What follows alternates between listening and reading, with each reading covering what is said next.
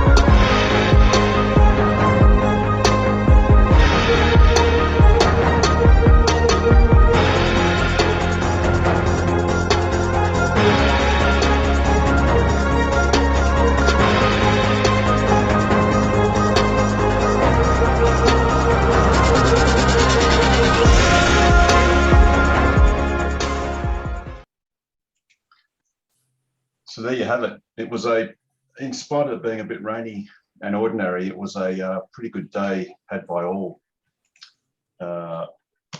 So shout out to Gemtech for basically hosting this worldwide event, and obviously to all the participants. I did spy there was a burnt orange Model X that was on the left-hand side. So shout out to you, Damon. Car looked awesome.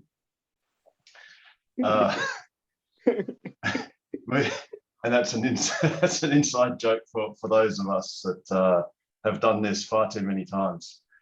Now, in some more news, a bit of mixed news. Oh yes, and we might later on in our third hour, for those that can stay awake that long, feature this as a 7-minute and 30-second 0.9 video. Because that's basically what the Plaid Model S did in setting the world record lap time at the Nürburgring for production electric cars. So that time, once again, is 7 minutes, 30.9 seconds. I think there's technically also another measurement, which was about 7 minutes, 35 seconds for a different time marker in the on the course. So great achievement. That, mind you, for those that have seen some commentary on Twitter and other social media, is for an entirely stock, unmodified car to the point where it has stock tyres. So you could literally rip that off the production line straight to the Nürburgring, and if you had the guts, you could, and the skill, you could replicate that time. So this is only the beginning as far as the performance of the Plaid Model S goes at the Nürburgring. I guess you have to be under a rock to not realise that Tesla has released the FSD Beta 10 in the US. And obviously there are a lot of videos, many of which are pretty awesome and quite impressive. I think it's still good to see that it's not perfect, but it's moving along at a great rate of knots, and that's an awesome to see. Now, this one's another video segment. We've got a couple of these. I guess this is in the category of crashes. This is probably a good example of why people should not hassle out Teslas. It's a Tesla! It's a Tesla! Actually, sorry, before I do that, I'll just make sure we got audio. Audio was working fine, Harold. Cool, thanks. No! I don't care! Harold, we can see your. Harold, can't see it. Harold, we can see your desktop instead. You see your desktop only, Harold. Awesome. That There's was a number of files. apologies for that. Try that one more time. Let's just try this one. How's that? It's a Tesla! It's a Tesla! No! I don't care! No way!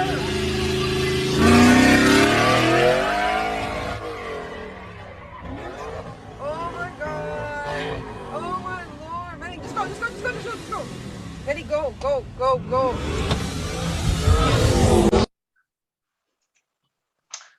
So it's a really good idea not to do that. The Camaro owner clearly came out second best in that little interaction. And in some other sad Tesla news today, condolences to Lindley Pontifex. Just saw this on our Facebook this afternoon. And that is this video.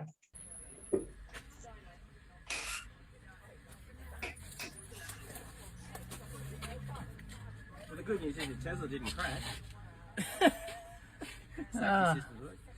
You should save this. Is it just parked there? Yep. And that's the result of a car that was 2.5 weeks old. Oh, Oh, no. So, yeah, sincere condolences to Lindley. I think to her credit, she seemed to take it quite well in looking at the footage, because how awesome is it that your car can be written off, and yet you can view the footage of the incident in the comfort of your car. Oh, that wasn't a Tesla getting a delivery of a new car. Oh, is that what it was? That would have been Richard's Yes. new car getting delivery. I guess they want to make sure that they weren't happy with the way it was placed in the bay, so they thought they'd just give a little tap just to make sure. I'm not sure if Nigel is watching, but yes, he is actually. He's there. That's a little bit more damage than Nigel's car got. Oh yeah. But anyway, and yeah, ironically, yeah, 2.5 weeks old. That's not me, There it is. Michael. It's the other one. That's the other Nigel. Yeah, mine was just a scratch.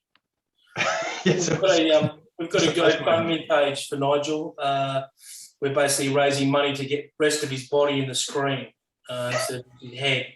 So hopefully we'll have we're up to $60,000. So we just keep chipping away at it. We should be at 100,000 in no time. yes. Now, in some upcoming good news, Love you, Nigel. or hope, we have the Targa West rally coming up.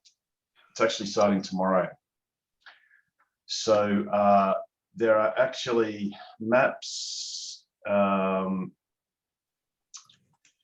which I think it's starting tomorrow at Whiteman Park, then progressing through to various other suburbs. And you can actually get this on the Targa West. You just Google Targa West. One thing I thought was really interesting was at the bottom of their main page, and I note that this is not for other ICE cars, but at the bottom of their page, they have quite a few links. And one of them is an emergency response guide, Tesla. So for anyone that's got a Model 3, you can actually get this document as well.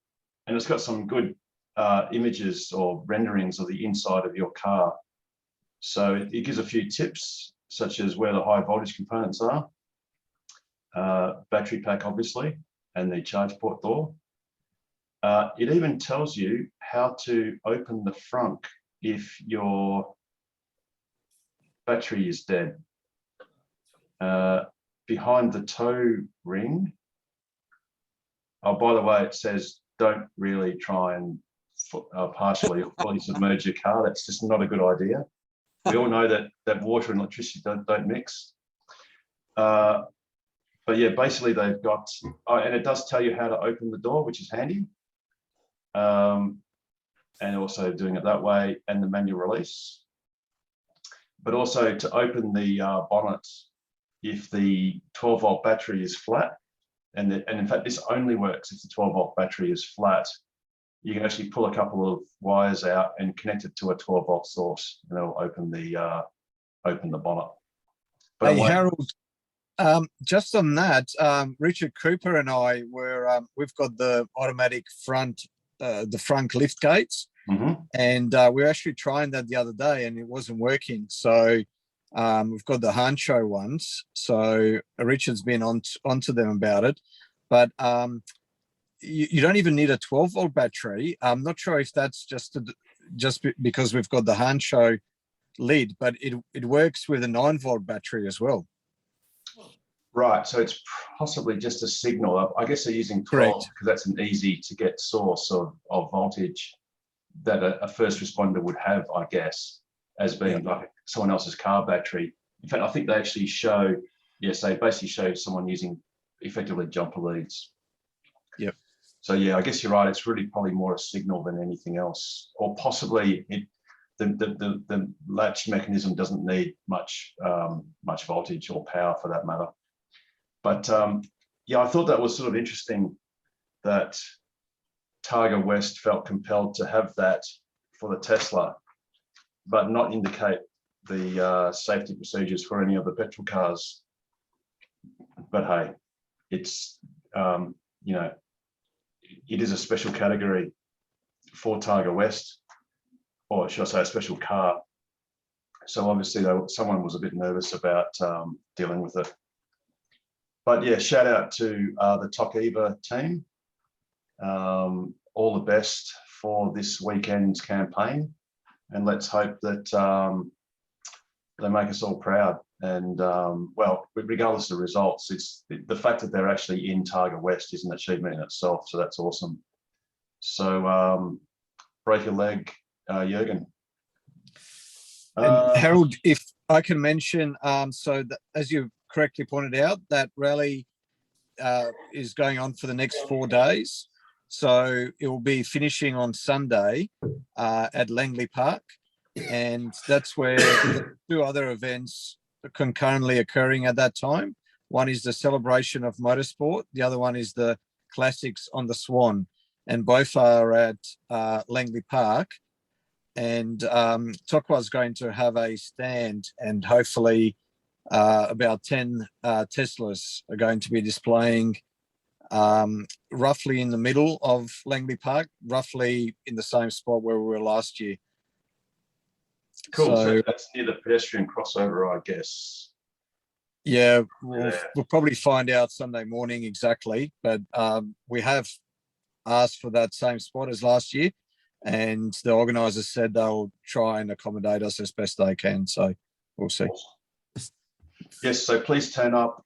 It's from 10 a.m., I think, from memory. Correct. 10 a.m. to 3 p.m. for spectators, and exhibitors between 7:30 and 9:30. So the 10 cars, we're meeting there at about 7:30 in the morning, and we should be there till about 3 or 4 o'clock. So feel free to come and say hello and check out our stand, the green theme while it's racing, and many of the other cars on show. Should be a good day. Yeah, absolutely. Awesome. Yeah, absolutely. Anyone that's at all interested, please do come. And even if just to suss out all the cars, all the show cars, that would be awesome. And I think that is most of the news. Might be a good idea if anyone is new, if this is your first time on Ask Us Anything, please basically speak up or unmask your camera and say hello, because we'd love to ask about the brand new Model 3 that you've just gotten, or perhaps if you haven't got one yet, what you might be getting. So if there's anyone new, feel free just to shout out. Harold, I've got a question. Yes. Is, Now, I think I've seen this guy before. I don't Is, think he's new, Harold. yeah, I'm a new guy. Is Pete in trouble again tonight? Has he been put in the doghouse again? Because that's twice in 2 weeks he's been doing it from his car. So maybe we've got to get a GoFundMe page for Pete to get him some accommodation. Hang on, I've realised if I put the torch on my face, it works a bit better. Oh, That's a bit too scary, I think. that's a bit too intense, that one. And Nigel, I love the Viagra backdrop tonight. That's looking really good, mate. I love that backdrop. It's one of my favourites. There's 2 of them. That's right. Double pills, they call them. 2 blues. I missed you, by the way, at the meet the other day. You weren't at the EV meet? No, I'm busy with some work at the moment. I'm not getting anywhere. In fact, Pete even asked me to go and help out with something else, and I said I can't really commit to anything until October. He fobbed me off, just outright. Yeah, fobbed me off. yeah, I didn't want to help him. I thought the EV meets was really good, by the way. I thought it was well done. So, Harold, good representation. Harold, I've got a question. There was a state budget last week. Any announcements about EV concessions or anything positive for EVs in the WA state government budget? What we heard was Re-announcements. Yeah, nothing new.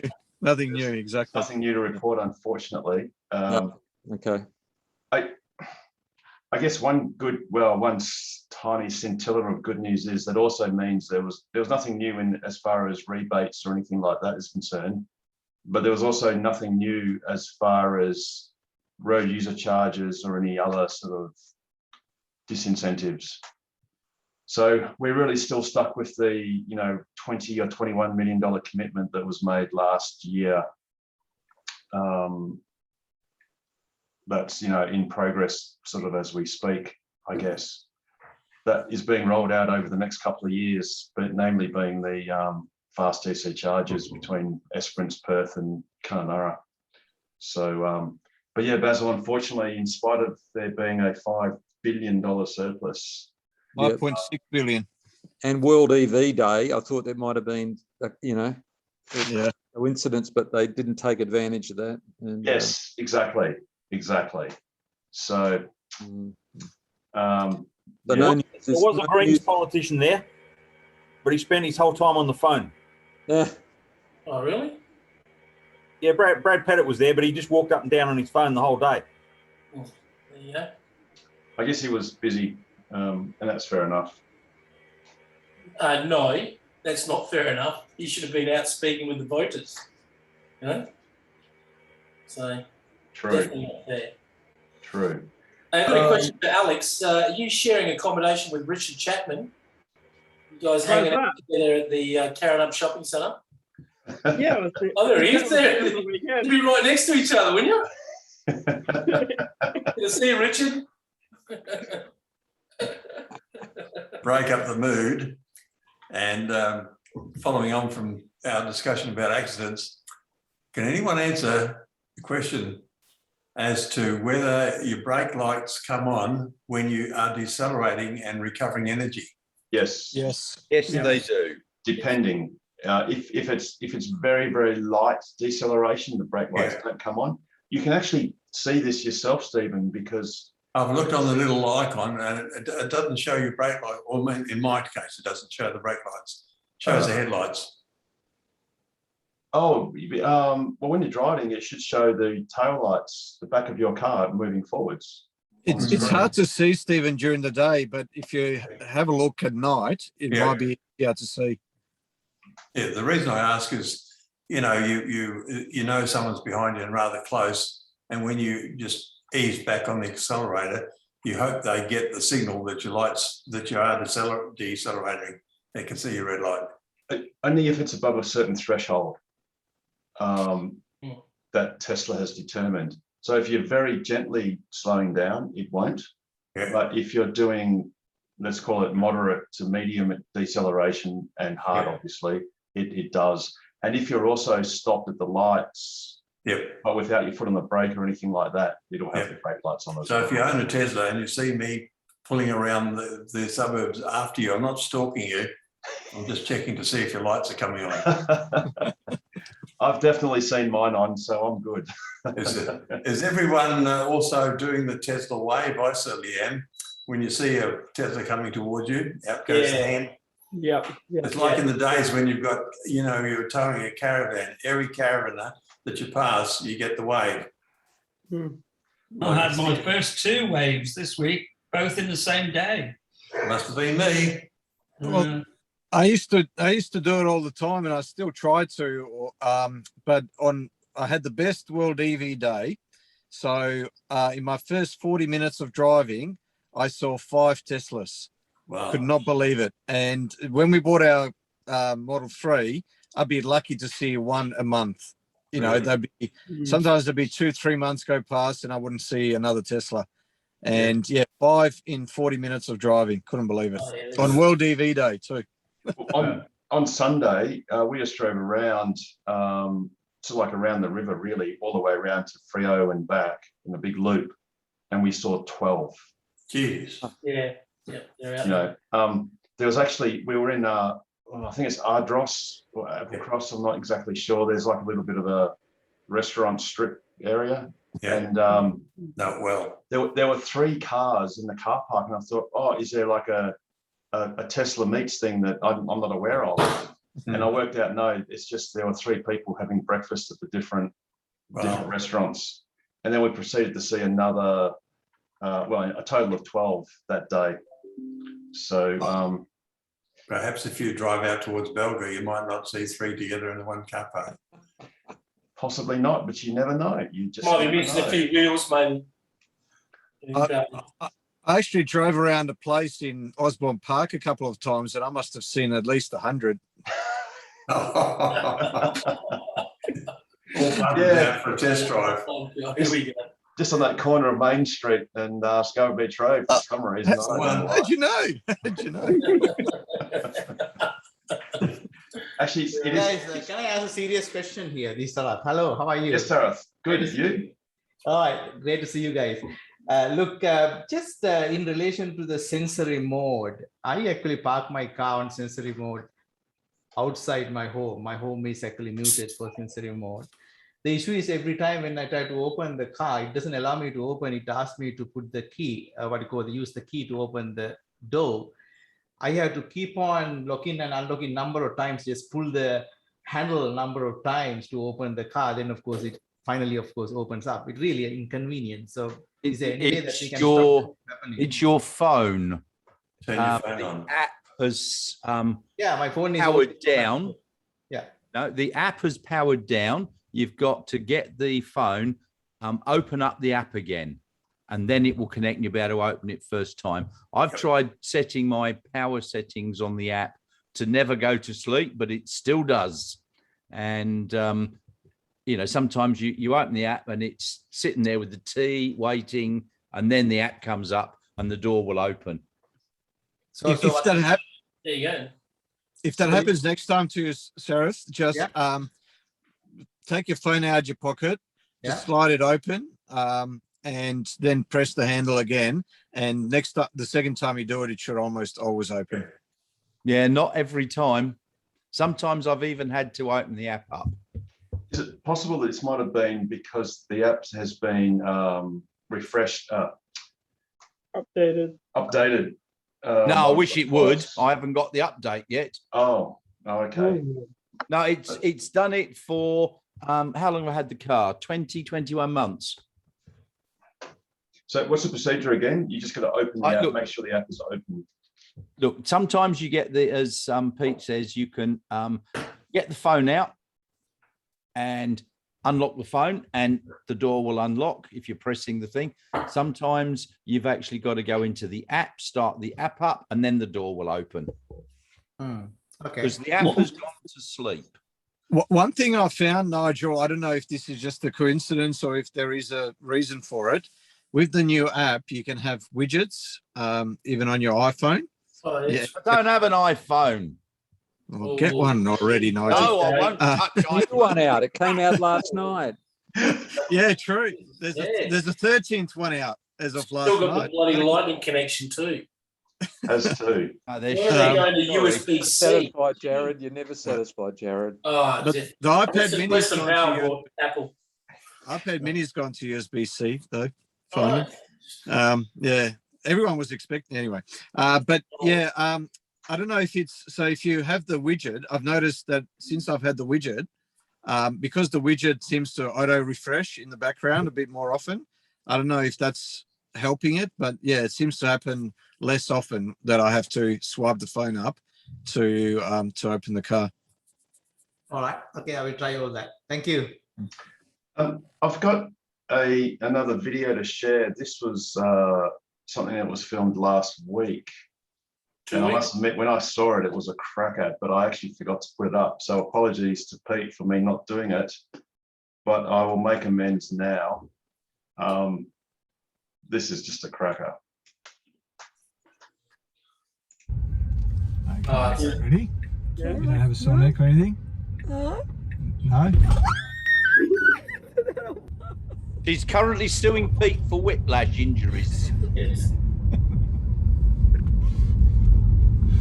Apparently, she's another 3 weeks. She's going to be all right. Therapy. How was that? See, people say Teslas are quiet cars. There was nothing quiet about that at There all. was a bit of a noise there. It sounded like tires squeaking. God. In the jerking of my head. Okay. It was, so that's Yeah, so you're right, Nigel. I think Pete will be served with papers possibly next week. Well, that actually explains why Pete's in the car right now, because he's driving around with a hot blonde girl instead of his wife. So obviously that explains why he's in that doghouse. Oh God! Is there a way to mute his microphone, Harold? Dear. So yes, that was a great launch video. We must do a compilation of those, Pete, and put it up on our Tokwa YouTube channel. I've got the absolutely, and I'm confident at saying that it's the world's best one. And it's my wife's cousin.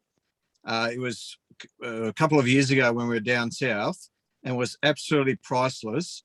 And I only had it on my one iPhone, which died. And I'm going to have to see if I can recover it.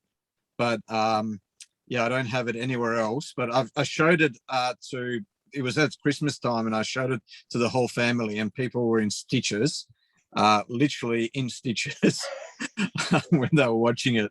But yeah. Well, the one you did, well, that one there that we just saw is pretty good in its own right. Just that instant from acceleration to squeal was just perfect. Just perfect. Cool. So has anyone else got any questions, tips, tricks, comments? I've Carol, I've got one for the charging. Yes, Pete. The Ravensthorpe charger was meant to go in, I thought, December or January this year, and I see it's still not here. No, in fact, the latest news from Chris Jones is that basically due to many issues at Ravensthorpe, it's basically not going to, it's virtually certain that it will not be put there. One of the biggest issues was the price to do network augmentation, which is actually to provide the power to the site, was going to cost an extra, well, it's going to cost $100,000, which is 3 times the cost of the charger itself. And obviously, I think the council has been suspended, and there is an ACCC investigation into the council. So the chances of that actually proceeding are as close to zero as you can get. I think the next place it may be put might be well, it's, I believe the Ravenswood Council have moved to Peppermint Grove recently, so the new office. right. Notwithstanding that any comments that are made on this channel are Jared's alone. And 100 sponsored by Legal Fraternity. Yeah, that's right. We're going to have to I think start it's- putting disclaimers up, Harold. Yes, I think we might have to do that. Any advice on this is a general nature, and anyone should. Yes. Anyway, Jared's opinions represent his own, not the club's. and actually, that's a thing too, as we know, with the High Court talking about Facebook posts and things like that. So it's actually a lot closer to the bone than you'd think. But it's going to go to. It starts with a B. Baldivis. Back door. Not Brookton. Mungo, no. Where is it? Is it Brookton? Brookton. That's the one. Brookton. Oh, okay, yep. In fact, I had the wrong thing on PlugShare. So Brookton is basically here. It should be there. No, that one there. Brookton. So basically, because the Lake Grace charger is down here, Brookton will help with getting, well, with non-Tesla EVs to get to Lake Grace. Because obviously, if you've got a Tesla, you can just supercharge at the Williams supercharger and then chuck a left at the Arthur River Road, I think it is. Yeah. Through Wagen and then to Lake Grace and then through to Esperance after a bit of a stop at Ravensthorpe, unfortunately, at the moment. The good thing is the state government had in their map announced or shown that there will be a fast DC charger at Ravensthorpe, which they will presumably pay the $100,000 augmentation cost at their expense. They also had one at Jerramungup as well, which is just up the road. That's right. Yes. Although I think Jerramungup hasn't quite got an easy. It's great from Albany, but it's not really great from Perth, if you know what I mean. Lake Grace is a more natural sort of route to go to Esperance, sort of the inland route, I guess you could call it. Yes. Jerramungup. I don't think there's really an east-west. You really got forest. Actually, there probably is, but it's very tortuous through Ongerup. It's a bit windy. It's very pretty, but it's a bit windy. Yeah. So unfortunately for those that are looking forward to going to Esperance easily, the site conditions and other idiosyncrasies at Ravensthorpe just haven't made that possible at this stage. So we're still going to wait a couple of years for the state government. I guess that's actually synergy to put in the Ravensthorpe charger. Maybe we've all got to contact our local MPs and keep pestering them because they've already delayed it, haven't they? 12 months. It's gone from 2 years to 3 years. I think on they had a Teams seminar, online seminar, explaining the project, or at least parts of the project. And the timeline sort of indicated final completion by 2024. Although I think it implied that there'd be many of the sites would be done towards the end of 2023. But I mean, that's a good 2 years from now. Yes, they've got the government stroke about the project, doesn't it? They sort of sit on their thing and it'll take them 12 months just to plan it. And even then it won't be right. Yeah, well, I guess I'm a bit skeptical with them. Stand 2 weeks. I guess as far as skepticism goes, a lot of us suffered for 4 years with Tesla promising a Perth supercharger in 2017 and 2018 and 2019 and 2020. And we finally got one. So I guess patience is a virtue. Anyway. Well, I guess we should push Tesla and the state government both. Yes. Well, it would be lovely if Tesla took the initiative and thought, well, we've done Williams, perhaps we should put one in Kojonup. That would be the next logical thing. And then, you know, why not put one in, you know, Jurien Bay? Why not put one in Geraldton, Merredin, Southern Cross? But we also need to close the gap from Norseman to the border. I think that's a glaring omission in the state government's planning. Yes, absolutely. So those two sites that are the gap. Yeah, Balladonia and Kaiguna. Whoops. Yeah, Balladonia and Cocklebiddy, basically. Yeah, yeah. And yeah, it would be lovely if you had a charger at Balladonia, Cocklebiddy, or even Majura, one or the other. You know, just to complete it, and then you can challenge the South Australians to bring forward their project, because currently their short-term project is going to Ceduna, and then you've really got a couple of gaps. How many superchargers are there in South Australia? There are about 3, I think, sites. Well, it was 2, might be 3, yeah. So look, it's 3. And the one in Clare is sort of, that was purely put in because of the big battery at well, in the Clare Valley. So that's sort of like a shag on a rock. It's really a destination to nowhere, although it is good to get to Augusta. But yes, so South Australia currently have 3. But, you know, they are in that's in the skinny part of the state, or, you know, close to Victoria. But, you know, you can see all the superchargers, you know, on the eastern seaboard, and even Tassie's got one, which is awesome. And, you know, we've got 3. Yeah. Harold, speaking of superchargers, Tesla superchargers versus other fast chargers around, Rob, you might want to chime in here. So Rob wrote a great article that was published in the Driven. Thing was it today or yesterday, I think, and made a very good point about. Actually, I'll see if I can share the screen. Maybe Rob, you can maybe talk to it. Yeah, basically the lack of DC chargers, generic DC chargers in Western Australia, it's playing right into Tesla's hands in this state. Because for the last 10 years, the mainstream legacy auto in Western Australia have used this excuse of there's nowhere to charge. And it's sort of true for generic vehicles, but for Tesla, we've got Williams, we've got Eaton, we're going to get Jurien Bay, we're going to get Cunderdin. It's great for Tesla sales.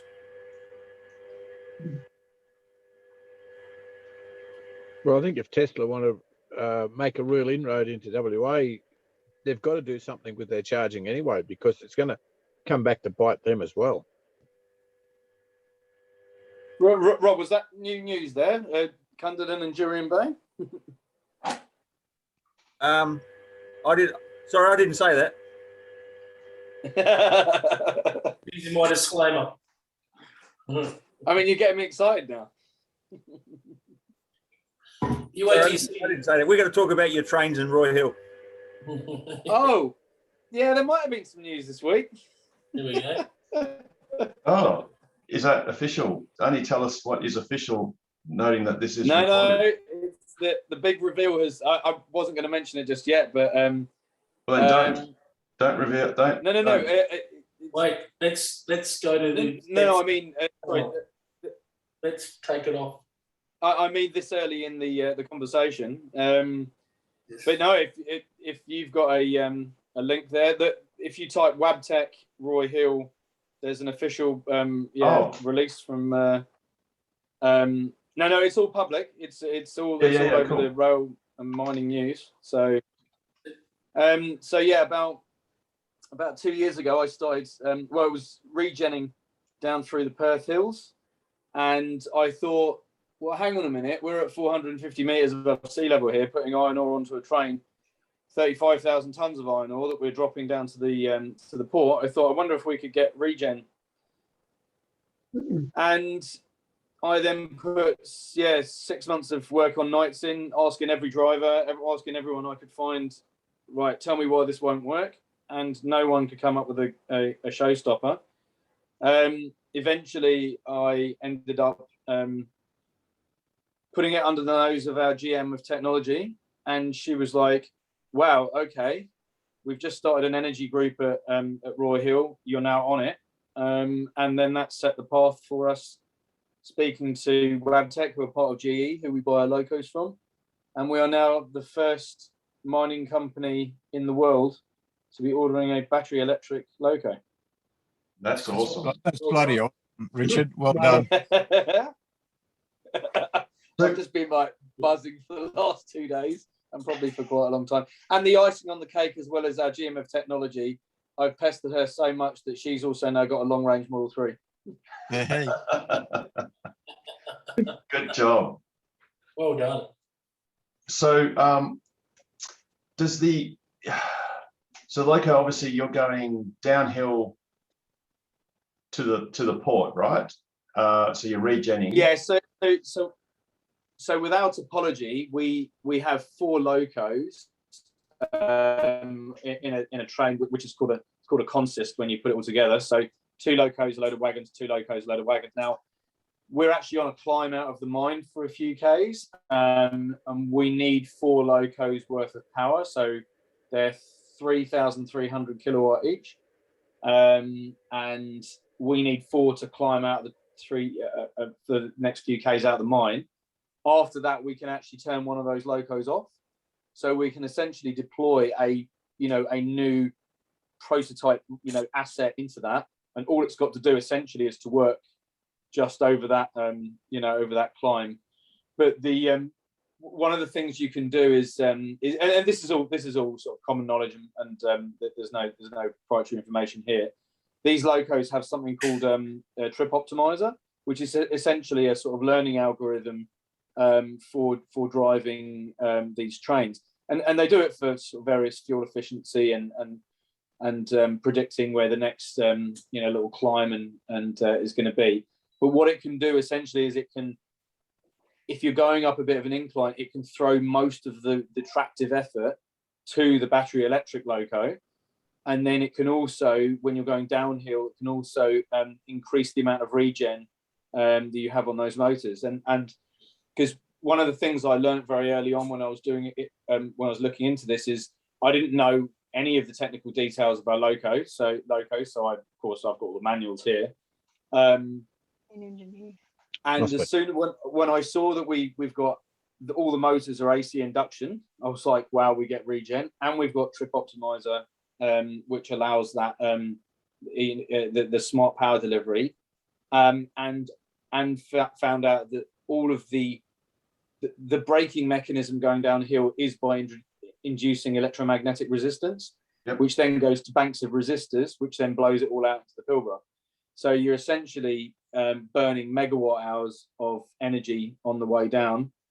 Anyway, yeah, so that, it's incredible, really. It's, we've been talking about it for months, and eventually it didn't become a technical discussion. It became a commercial discussion, and it all went quiet. And then suddenly, almost out of nowhere, it was like,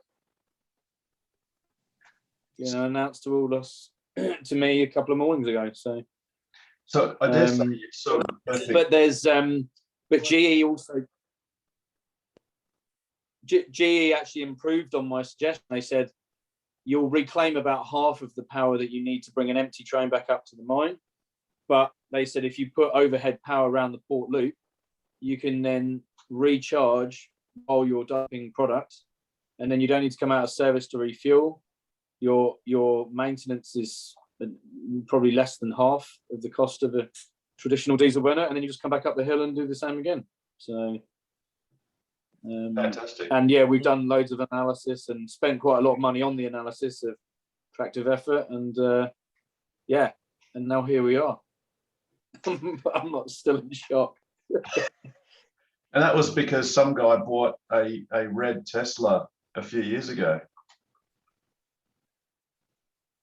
Yeah, that's it.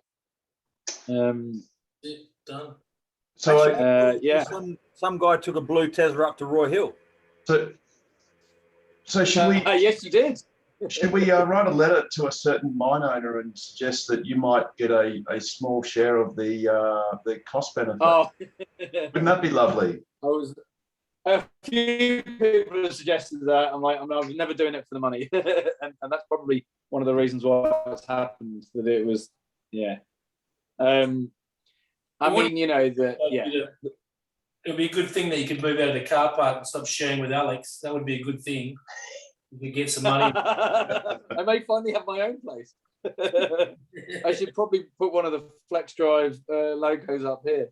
But you know, the bigger game for this all is, you know, hopefully we know that the other miners been talking to Wabtec as well. So it was almost a point of like, if we weren't going to do it, even though we started the process, someone else beat us to the punch. And I'm hoping that the other miners go, oh, you've got a new toy, we want one. But we're in terms of specs, they've guaranteed a minimum of 7 megawatt hours, which it is a good start. It's not going to be a complete solution just yet. We probably need double that in the future if we're talking about an entirely battery electric train. But that's all very much like we'll work that out. But yeah, there's not that many places in the world where you really could get such an aggressive decline. We kind of go about up and down a bit for the first 150 k's, and then it's a nice smooth glide all the way to port. So yep. Yeah. Awesome. And like you know, and I got into. So no, I was just going to say, you know, we've all come at Tesla ownership from a different angle. Mine was only because of the climate change, environmental impact. But then, you know, I've just become a complete convert through that into battery electric, and you know, so we've all come at it. I know you came into it from the tech side. Other people came into it from like the direct pollution side. But yeah, this was kind of my, I guess, attempt at getting us all off the black stuff and the liquid black stuff, and you know, and actually making things cheaper and better. So yeah, fantastic. And like you say, locos with induction motors are a match made in heaven, because that made it. Yeah, as soon as I knew that, you know, that Gevo V12, all it's doing is providing electrical power. After that, it was like, well, you know, the only other thing you need is an air compressor to pressurize the brake lines, and a few other ancillary systems. But yeah, once I knew all it was doing is, it's essentially a hybrid. You look at those locos, they're hybrids, or what Toyota would call a hybrid. Yeah, so once I knew that, it was, you know, half the battle was won, really. Awesome. Well done. Well done. Okay, has anyone else got anything sort of even bigger than that can top Richard's achievement? I think it takes the cake. Not bigger, but interesting developments with chargers. You may know that I've got the Hypervolt charger from the UK. Yes. And recently they announced changes were coming around the use of solar. I noticed just today they've rolled out the new app, which includes solar modes, and they're rolling out a firmware upgrade to all of the Hypervolt chargers over the next 48 hours.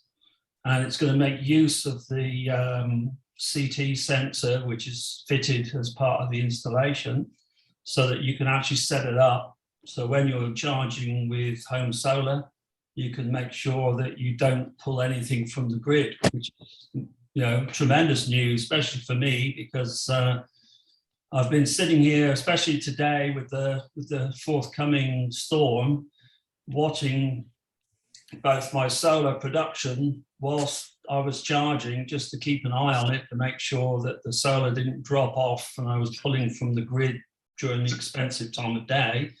I could just ignore that and let the charger do it, which is great news. I thought that was actually an inherent function of that charger, or was that something that they were rolling out later?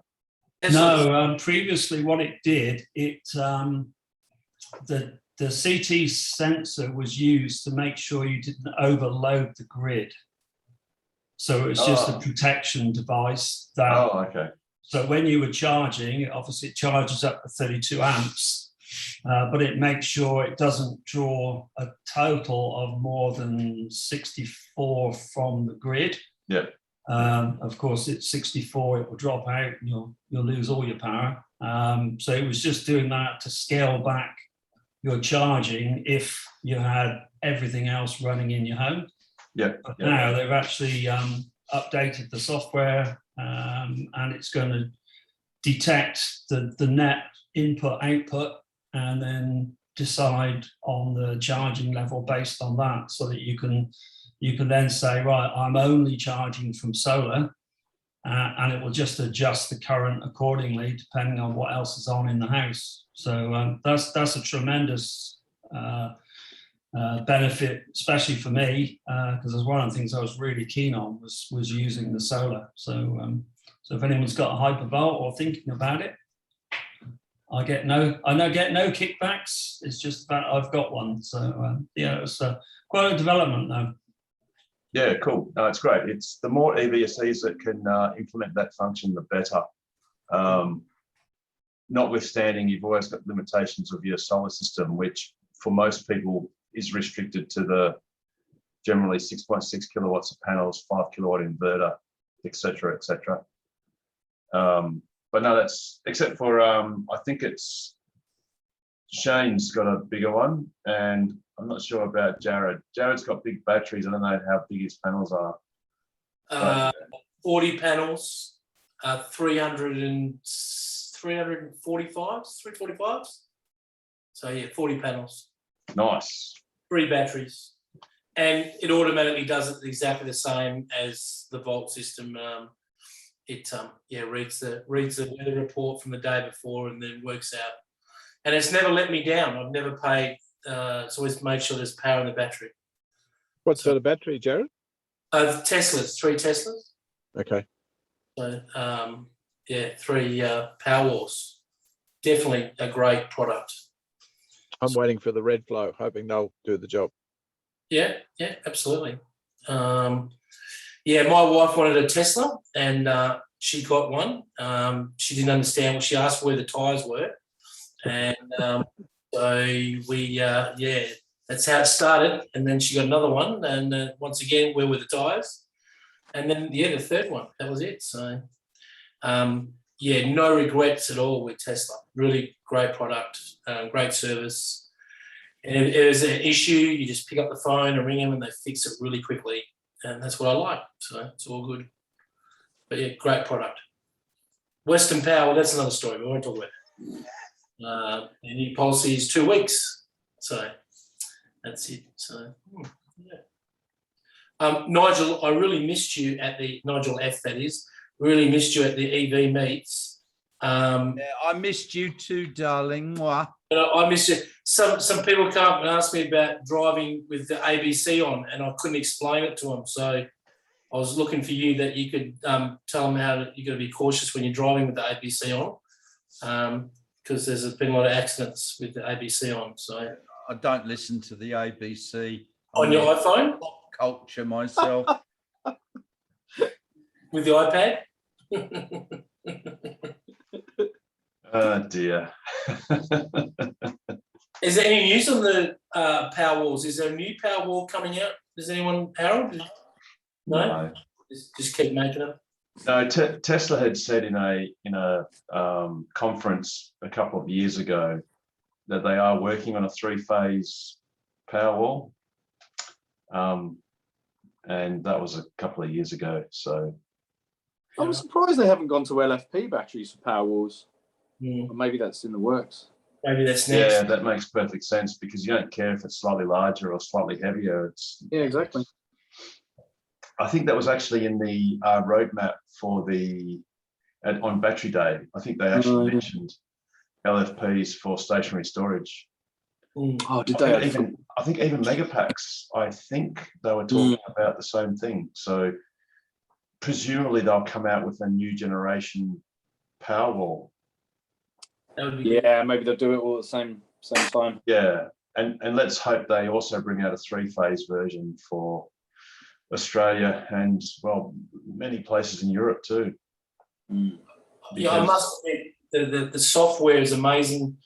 The fact that we don't want to pay power between 3 o'clock and 9 o'clock, it's always made sure that the battery has either got power in it and it's drawn power after 9 o'clock at night, or it's read the weather report all over the world to make sure it's spot on. And sometimes I've woken up and gone, really, there's only 12% power. We're really going to get through the day?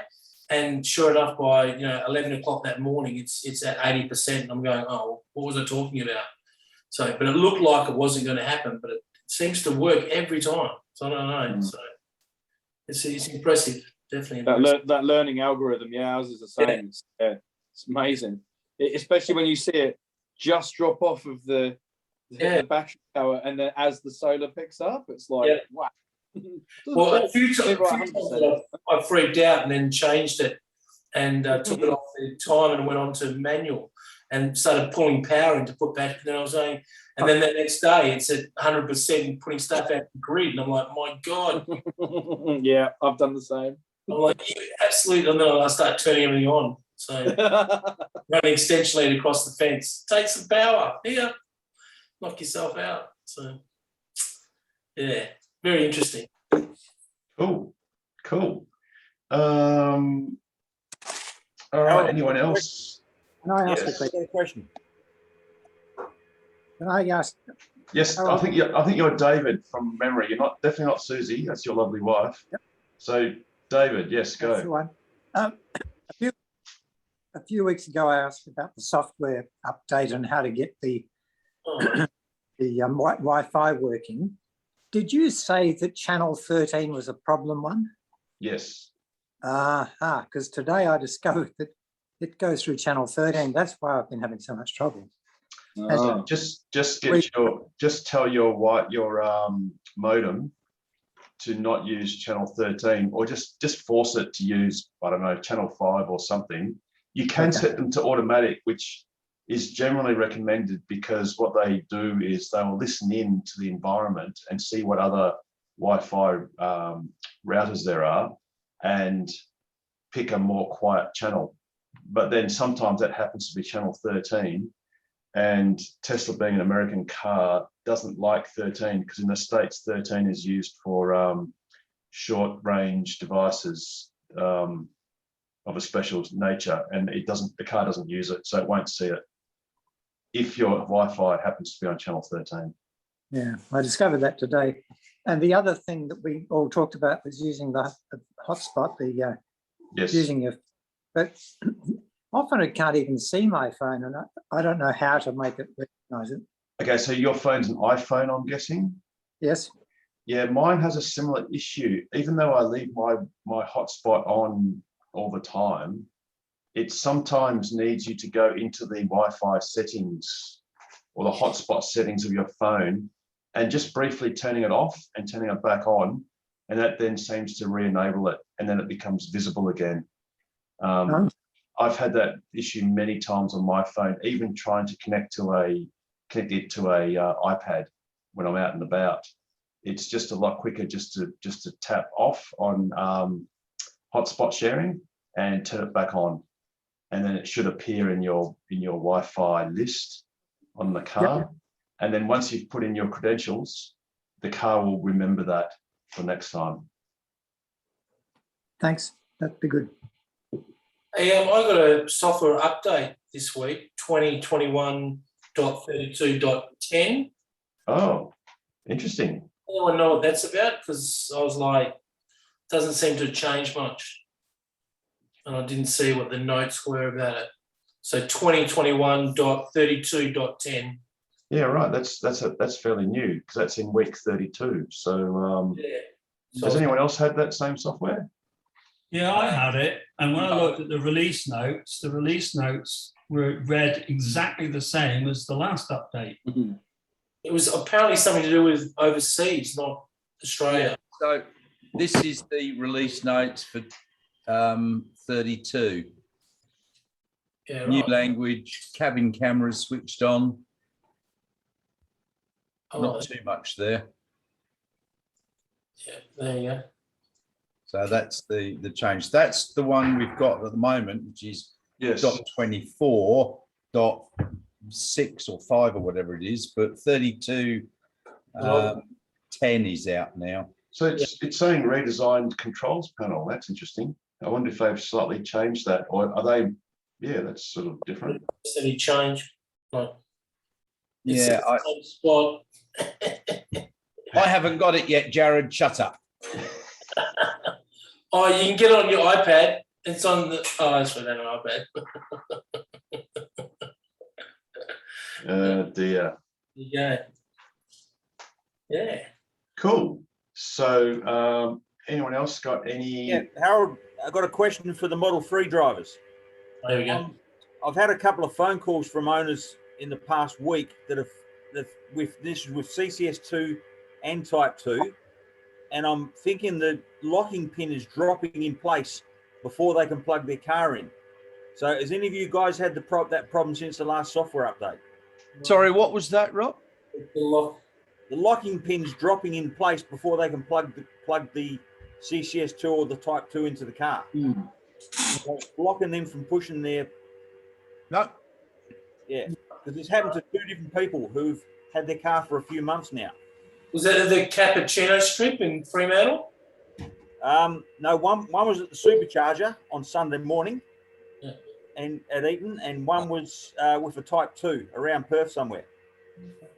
No, I've not had any troubles plugging my car in, ever. Yeah, because you know, like if you open charge port and someone talks to you, after a while the locking pin will drop into place, and you have to reset it. But normally it takes a minute and a half. This seems to be happening straight away. No, I've never had that happen. I've had the charge port door just automatically close. Yeah, and it's not normally you've got at least a minute before that happens. Yeah. Actually, something on a slight or segueing or in the theme of charging. I got a secondhand phone call from someone at UWA who had plugged into the UWA charger, but didn't realize that they needed a card to basically activate charging. And then they couldn't pull the plug out of the car. So just for completeness, I know everyone here knows how to do it, but for the sake of our YouTube friends, what you basically need to do if you've never seen this done before is you click the up arrow and then select charging. Now there will be a button. This one says open charge port, but there will actually be one that says unlock charge port or unlock. Can you Model 3 people remember what is it unlock? Yeah, it's unlocked. Yeah. Yeah. So you've got to press that, and then once you press that, that will then allow you to go out of the car and unplug the plug out of the car. And then they got the worst case scenario, you can pull the lever inside the boot. That was going to be one of my things. I actually thought they had a problem with the car, but the problem was they've never actually unplugged a plug from the car before. Or if they had, they'd done it using the button on top of the plug for the UMC. Yeah. But they weren't familiar with, if you go to a non-Tesla location, you need to either use your phone app on your car to unlock, or go into the MCU, the main screen, and like I said, up arrow, charging, and then unlock plug or charge port. So anyway, so unfortunately there was a car at UWA for, I think it was there for about an hour, not charging, but plugged in. But, not everyone, unfortunately, not everyone knows all about their cars, and Tesla haven't done a lot of debriefs or briefings for people that have received their cars. So covering that spot about the 2-minute new car collection, at Osborne Park. Actually, it's not just Osborne Park. I think it's every bloody Tesla dealer. Is there some way that we can either get Tesla to do a better job, or can we not be there to help these people? I mean, I did offer, but they said, no, insurance. And I go, oh, yeah, so yes, it can be very frustrating for a lot of people. I mean, you know, the intelligent ones amongst us actually did a lot of research before we got the car, so we had no troubles. Yeah, not everybody does that. I was actually surprised that no one from Tesla was at the EV day. Actually, Tesla, like, you know, I expect to see Harry there, and they were probably too busy handing out cars left, right, and centre. Yeah, that's right. So, Damien. So we're back. Welcome again, Damon, to a shortened version, because it's actually 9:15, and if you look at the recording time, we've kind of missed a few minutes. So we were actually discussing your burnt orange Model X in the interval, and the discussion was getting a bit willing, so we thought we'd take it offline for a bit. But anyway, here we go. Orders. Oh, so someone's asking a question about Model Ys. Oh, that was Michael. And the doctor's in the house. And indeed. Yes, there's been a bit of well, according to Bridie Schmidt at The Driven, she has some information that Model Y is being delayed until next year for Australia. You know, I'm not actually surprised, and only because of the Tesla seemed to open up orders for Australia about 2 years after they've released those models in the US. So, you know, and what the Y came out in 2020 in the States. So kind of not surprised. Yeah, I think my biggest concern, I was quite bullish on Tesla actually opening their order book anytime between, you know, several months ago and the end of this month, because I figured that they would start production in the first week of October for a November/December delivery. Oh, yeah. And of course, because they know that, you know, they know our color profile, so, you know, 80% white and 20% everything else. They don't even have, and they don't match VINs anymore, or should I say that? Sorry, they don't build to order anymore. They basically just build batches, and they match VINs later on. So I was pretty certain that the order book would be open, you know, quite soon. But my biggest concern is New South Wales, because Tesla's had a big backlog of deliveries that they've deliberately done to wait for until the 1st of September, when the new EV cash payment rebate came into effect. The problem is that Parliament never got round to, the New South Wales Parliament never got round to ratifying that. And currently, before the 1st of September, and currently I think there is no return date for the New South Wales Parliament, because they're sort of, prorogued, or not prorogued, suspended for the time being because of COVID, obviously. So I just wonder, obviously, I don't even know, I've not seen any news reports of mass deliveries in New South Wales. So maybe Tesla's still holding off. And one risk that Tesla does have when the Model Y comes out is there will be a certain percentage of Model 3 order holders that are still waiting for delivery that will cancel, and that's going to happen, you know, anytime. It's unavoidable, and it won't be a huge number, but there will be it won't be insignificant. So I just wonder now if Tesla's sort of decided maybe just to put the Model Y on ice for a little bit and focus on the UK. So they may release it in the UK very soon, because obviously China, I think they've got a week off, or they've had a week off in Shanghai, and that would probably be a good time to augment their production line for Model Y, particularly for right-hand drive. So yeah, maybe we're going to miss out until next year.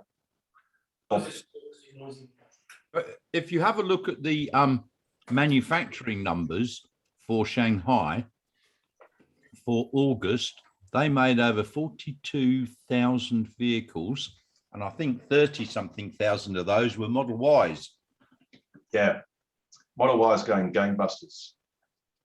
Bearing in mind, they would have made, a lot of those went to Europe. Yeah, they're exporting 30-odd thousand of those cars as well. Yeah.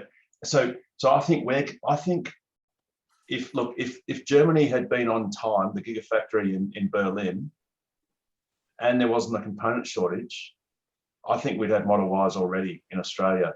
But I think we've unfortunately got this perfect storm of component shortage or silicon chip shortage. The fact that Berlin is not up and running yet, even though it was due to be. So Tesla are diverting or building cars in Shanghai to go to Europe, which was never their intention, ever. Yeah, unfortunately, I think we're going to suffer. For those of us that want a Model Y, of course, we're just going to have to wait. Yeah. But it is what it is. And, you know, it is an awesome car. And for those of us that are waiting, I know it'll be worth the wait. It's just painful to have to wait. Harold, I've got an idea. Why don't we could put a sign up at Tesla letting people know about the club on the outside? I've got a spray can somewhere. It's in red. I'm just thinking we could put a sign up to educate people about the club, and then they would, while they're placing their order and they're waiting 3 months, they could then learn about the car a bit more, like I've done. Well, I do, but I've done now. So if we, there's a possibility that the club could put a sign up to say. Well, to do that, we'd have to become the landlord, and we just need maybe, I don't know, $5-6 million to buy the property off. It's a family that has quite a few dealerships, because it was the Honda North dealership that family trust that actually owned that property. So if we bought it, we could then just vary the lease and just put it as a condition of continuing your lease, Mr. Tesla. Can I just membership would go up a little bit higher? Sorry? When we bought a little bit higher. We'd have to put the membership up from $20 to maybe. Yeah, to perhaps 20,000. Yeah, that's it. Oh, speaking of which, I think David's trying to. Sorry. Yeah, David wanted to say something. Yes, go, shoot. That when we bought our car, we had a few hassles. We were very nervous, etc. We rang Harry several times. Each time he was very helpful. He kept saying to us, there is a support group. He gave us all the details. He told us how to do it. And he did mention it the day we bought it. So the group are really pushing this program that we're on now as supportive and helpful. So it's not like they're against us or anything like that. Not at all. No. They might be a bit negative. Very supportive. Now, speaking of funding, there is something that I remember. Nigel Farrier, you were. What was the last thing we do on sign off? Patreon. Hit the notification bell. Support us on Patreon. Oh, here we go. So let it be said. So let it be done. Good night from me, and good night from him. So we now are on Patreon. So we have 3 levels. We have chill at $3 a month, performance $10 a month, and ludicrous at $25 a month. And we have one Patreon. So feel free to jump on. And what are you going to get for that? It looks like general support. Will we get that for free?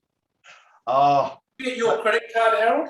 But you get got that now already. So but Nigel, you get the love. You know, it's all about supporting, your club. At my age, I can't afford the love. Yes, so we are on Patreon, and we'll be scheming on ways of getting some content that might be relevant. But really, it is just a means of donation. And Hey, Harold, can you show how to get to that web page again? oh, apologies. So it's actually really simple. It is just patreon.com/Tokwa.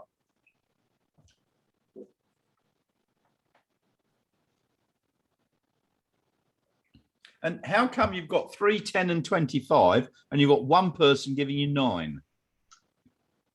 That's because I signed up for the $10 a month, and I don't know why they've taken $1 off me.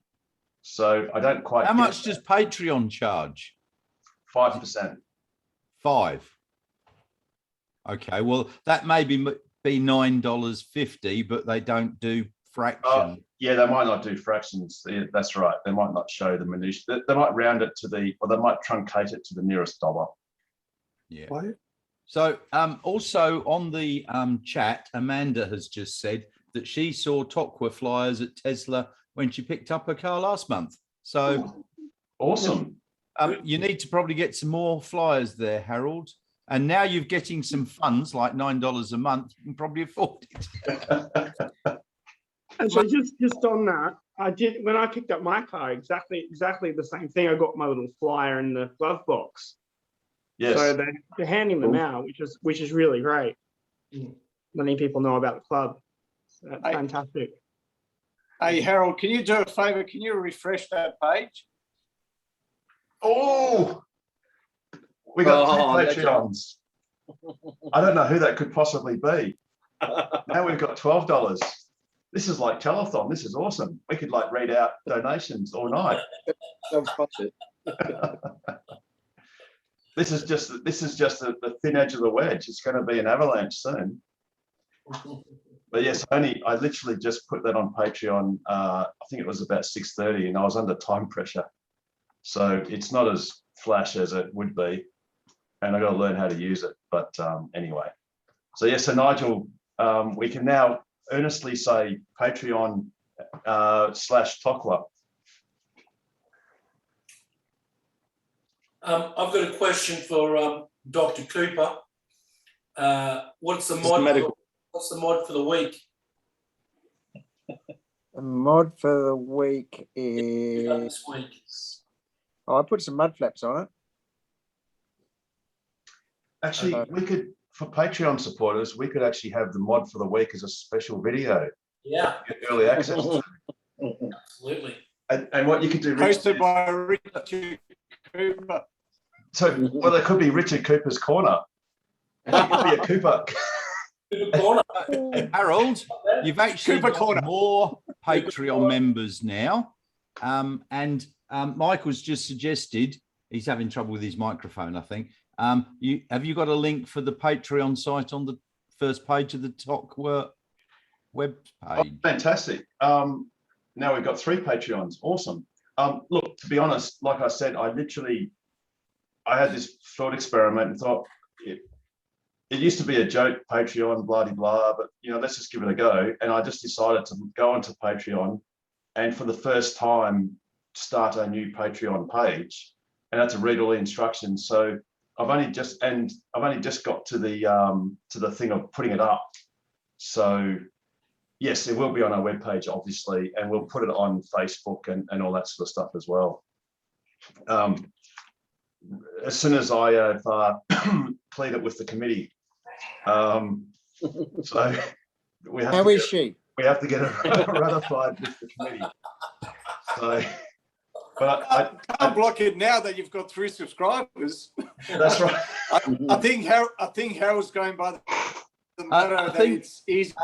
Pete, you and I should vote Harold out for permission. Yeah. Yes, I think I might go for the forgiveness and say, but look at this money. It's okay. Don't worry. And yeah, it's not very often that people will maliciously bring money into the club. So anyway, but yes, we'll get it on the website and we will publicize it, and we will try and dream up some little token of benefit or something. And the main thing is, we thank anyone that supports the club, and we deliberately keep the membership fee low, because as far as collecting membership fees, we really want to make sure that just covers the basic expense of the club. But any funds that we can get otherwise, say through Patreon or any other means, you know, depending on how much that is, we can make a real difference, you know, with charging infrastructure.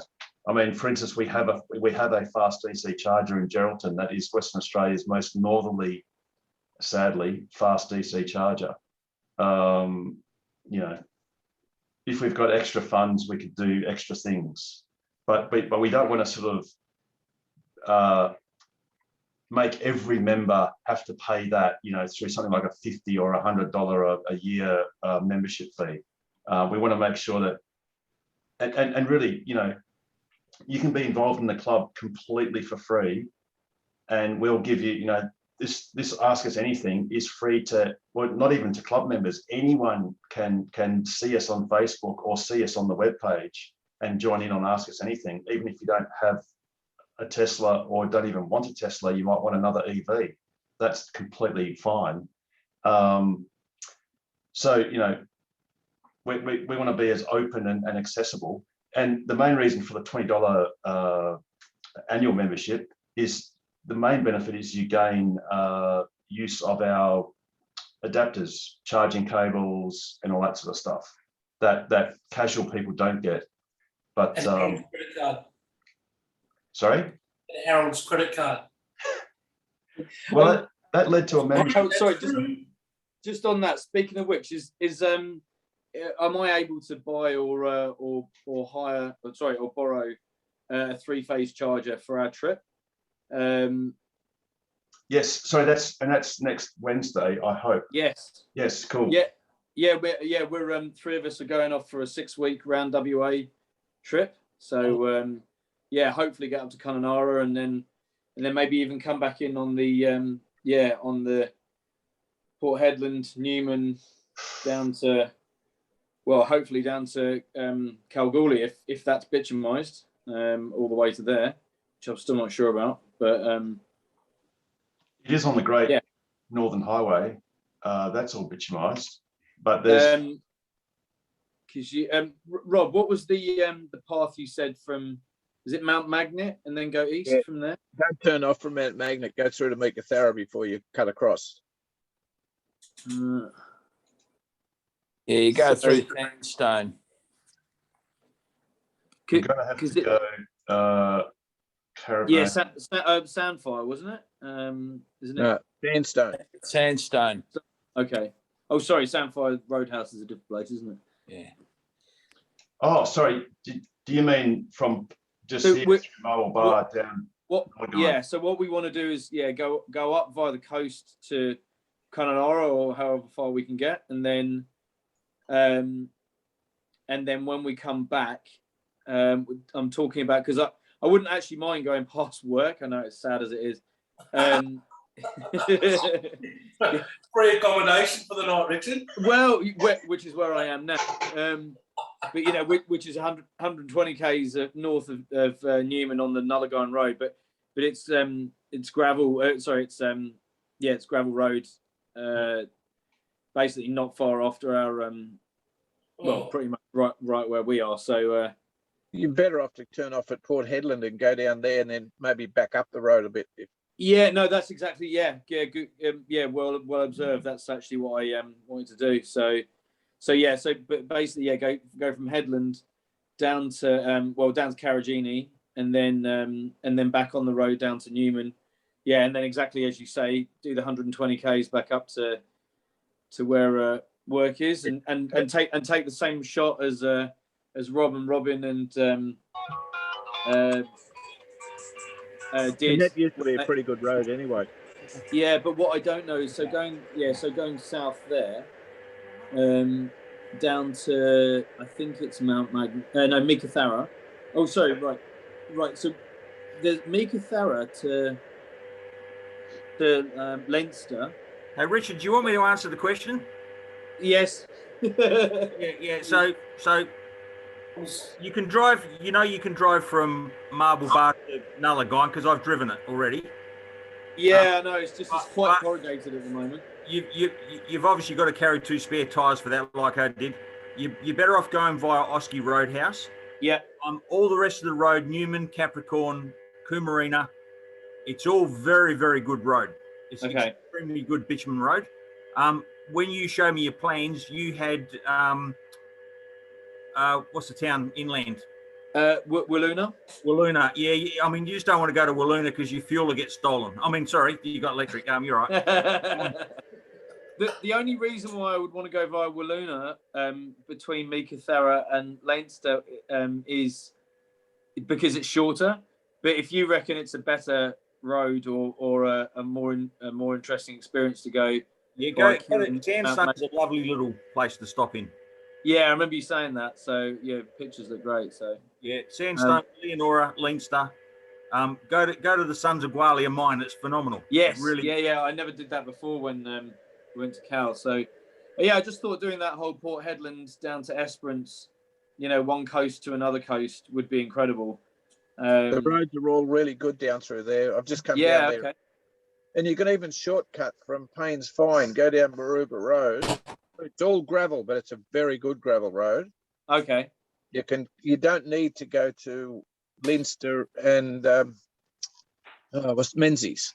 Oh, they're really good roads anyway, so you could go down there anyway. Okay. But there's a shortcut from Paynes Fine down, and you get to go through the wildflower country, which is fabulous. Oh, right, on the left. Yeah, okay. Are you going through Kew? That is the way it sounds like we'll go. Yeah. I went through there about 50 years ago, and I had to stop and drive back through it again. I couldn't believe it. It's like a Wild West town, but the road's about 200 metres wide with all these big facades for the shops. It's beautiful. Wow. Okay. Yeah, obviously, Richard, on the plug share, it doesn't show where the free phase is. Yeah. Because I didn't plug share any of that free phase there. Oh, okay. Yeah. It wasn't really appropriate for public use, but obviously I know where it all is. That's fine. So you, Rob and Richard. At the moment, I don't have a three-phase connector, so.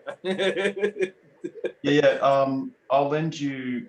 Rob, is there any 20 amp up there, or is it all 32? There's one 20 amp. Yeah, I just forgotten which one it was, but yeah, he needs to take the adapter. Okay, all right. Yeah, okay. So I'll lend you the 20 amp. It's actually an extension cable, unfortunately, because someone else has got the short one. But I can give you a 20 amp extension cable, 3-phase, with an adapter, and a 22 kilowatt portable EVSE thing. Oh, brilliant! And I'm happy to buy it if you've got one for sale. Oh well, yeah. We can talk about that later. Yeah. Whether you actually want to buy it or just borrow it. But either way, I've got both available. I'm just getting a bit nervous because I fly home Monday night. We've got Tuesday to pack, and then we're off Wednesday morning. So. Yeah, no, we can sort out next. Wait, you're home? You're in town? No, I'm at work. Oh, okay. That's okay. No, we can sort that easy peasy. No problem. I'll have it ready for you, and you can get it anytime you want, or I can come and see you. Drop it off. Hey, Harold, while we're talking about buying cables, you should mention that one of the big benefits of the TOCWA membership, the $20 a year, is the quite substantial discounts on the charges and the cable. Yes. So for the for what we were talking about, it's a portable 3-phase. Well, for a Model 3, you can get 11 kilowatts charging from a 32 amp 3-phase outlet. That's normally retailing for $1,350. And through the club, as a financial member, you get to buy that for $750.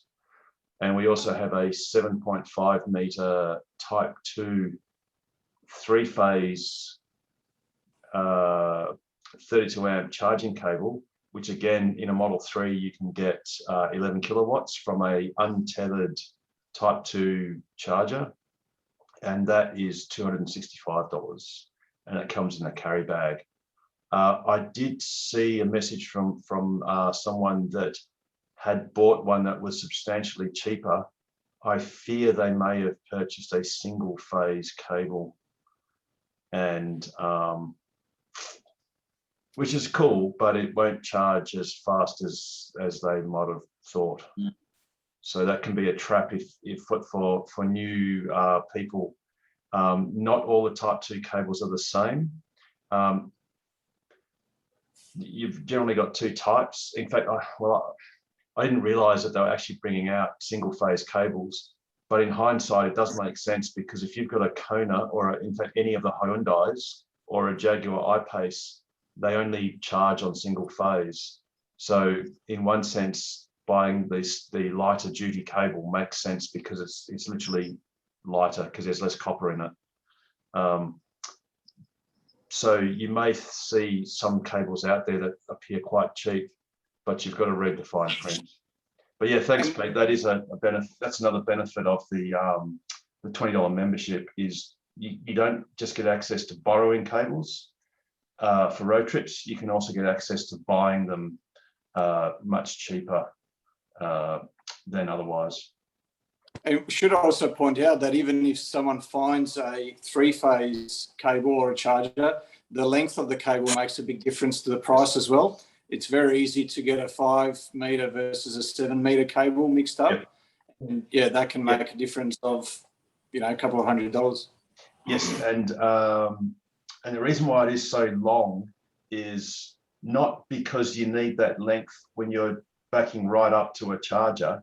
It's on those occasions, which sadly can happen somewhat often, where you get iced and there might be a bay next door to the charger that's available, and you need that extra length to hopefully get to where you have to be to where the charger is.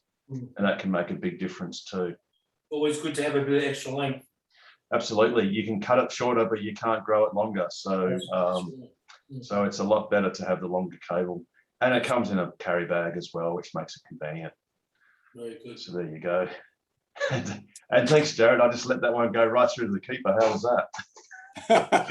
This is my $50 because Richard Cooper's fallen asleep. So that just doubled my money again. So well, how's this Patreon segment going to work? Well, when he wakes up, he can hop on Patreon and become a chill member. This is why I turn my camera off sometimes when I watch this in bed. Now, someone asked, do we sell spare tyres? We don't sell spare tyres, but we do lend out spare tyres.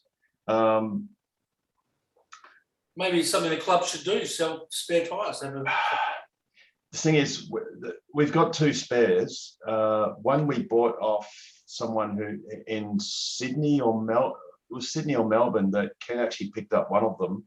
It was a Model 3 Aero wheel. And the other one we purchased from Modern Spares in the United States. The thing is, by the time we had freight paid for, because Modern Spares don't deliver to Australia, so we have to use freight forwarders. And it ended up, the total cost is $850, which is pretty expensive. Having said that, it's a great kit because it comes, the spare, it's a skinny spare. It comes in a carry bag, including the jack, wheel brace. Wow. I think it might have a puck as well. I haven't actually looked, to be honest, but it's a whole very convenient kit and caboodle. But yeah, it's at $850 landed. It's not cheap. No puck. And one thing to also mention with that. Dodgy internet, Pete. I was just going to say one thing to mention with that Modern Spare. Sorry? Mm-hmm. Yeah. I got a delayed connection here. One thing to mention with that Modern Spare is I think there's a different, it's fairly universal, that Modern Spare, but I think there's a different one for the Model Y. Is that correct? Would anyone? Yes, I think so, because I remember going on the. I think so, Pete. It's. I jumped on the website. I thought I might buy another one. So A, for myself, and 2, so that we have another one in the club. And I thought, look, we'll make use of it for the Model Y at least.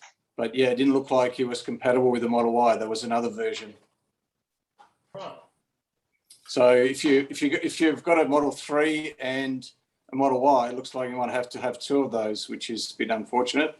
But I might just hold off and buy the Model Y version, and that way we'll have one of each in the club. Yeah, cool. That'd be awesome. I've got a question for Rob.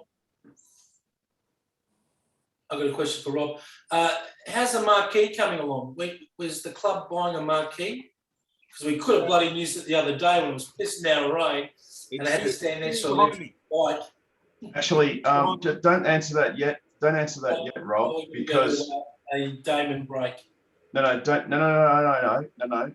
answer that yet, because what we were told when we ordered it was that the 2 weeks. Really? Yeah, that's Any idea when you're going to be finished here? 2 weeks. How long will it take to put this place together? 2 weeks. 2 weeks. I do get the permits. How long will the job take? 2 weeks. 2 weeks. 2 weeks. 2 weeks. You sound like a parakeet there. 2 weeks. 2 weeks. Well, 2 weeks. It's amazing. Amazing.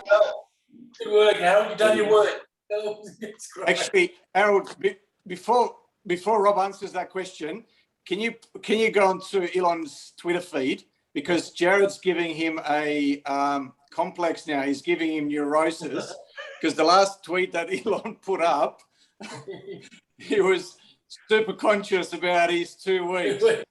Yeah, and he said 3 weeks. It was 3 weeks. He said a few weeks, and then he said, in brackets, ha ha ha, I know. Oh wow! So he's watching this. He's watching. Yeah, he is. Yeah, that was directed directly at you, Jared. Oh, so it was the guy. It was the guy that changed his Model 3 to the name of his Model 3 to 2 weeks. That started it. He dealt the first blow, and you've just been hammering him while he's been down ever since. There's that scene in Total Recall as well, with where the woman takes a, when he's in that woman costume and takes the head off, and she's like constantly a loop saying 2 weeks. But that's what I thought everyone was referring to. But no, it's the Money Pit. Famous movie, The Money Pit. Everything's 2 weeks. So, is that the answer, Rob? 2 weeks? Everything. Everything. It'll be unveiled on Sunday at Target West. Okay, beautiful. Maybe we could have like a sponsor. We could like pay for a leg. Like, we could members could buy a part of the leg or something. Help the club. Harold? Sorry, I was distracted trying to look. No, Jared, just go on and flash Harold's credit card at the Patreon page. That's it. Say that again, Jared. I was just thinking maybe we could do a bit of a fundraiser for the club with you could sponsor a leg of the marquee. It's got 4 legs, and you could do something like that and help out as much as we can. We could have used that marquee at the rain event the other day. So actually, we're scheming something else. Okay. Like Dr. Evil. Rob doesn't want it out there. But actually, sorry. Oh, no, we're not scheming anymore. Don't worry. It's okay. Cut that bit out. Come down on Sunday, Jared. We'll talk to you about it. Okay, I'll be there on Sunday. I must say, I was very impressed with Rob's very concise answer to that question, because it's like an iceberg. There's so much underneath, but he just gave you the tip of the iceberg there. So very impressive. I think that reminds me of was it Paul Keating in a 7:30 interview when he was talking about a current treasurer, and he said that the treasurer is all tip and no iceberg, but.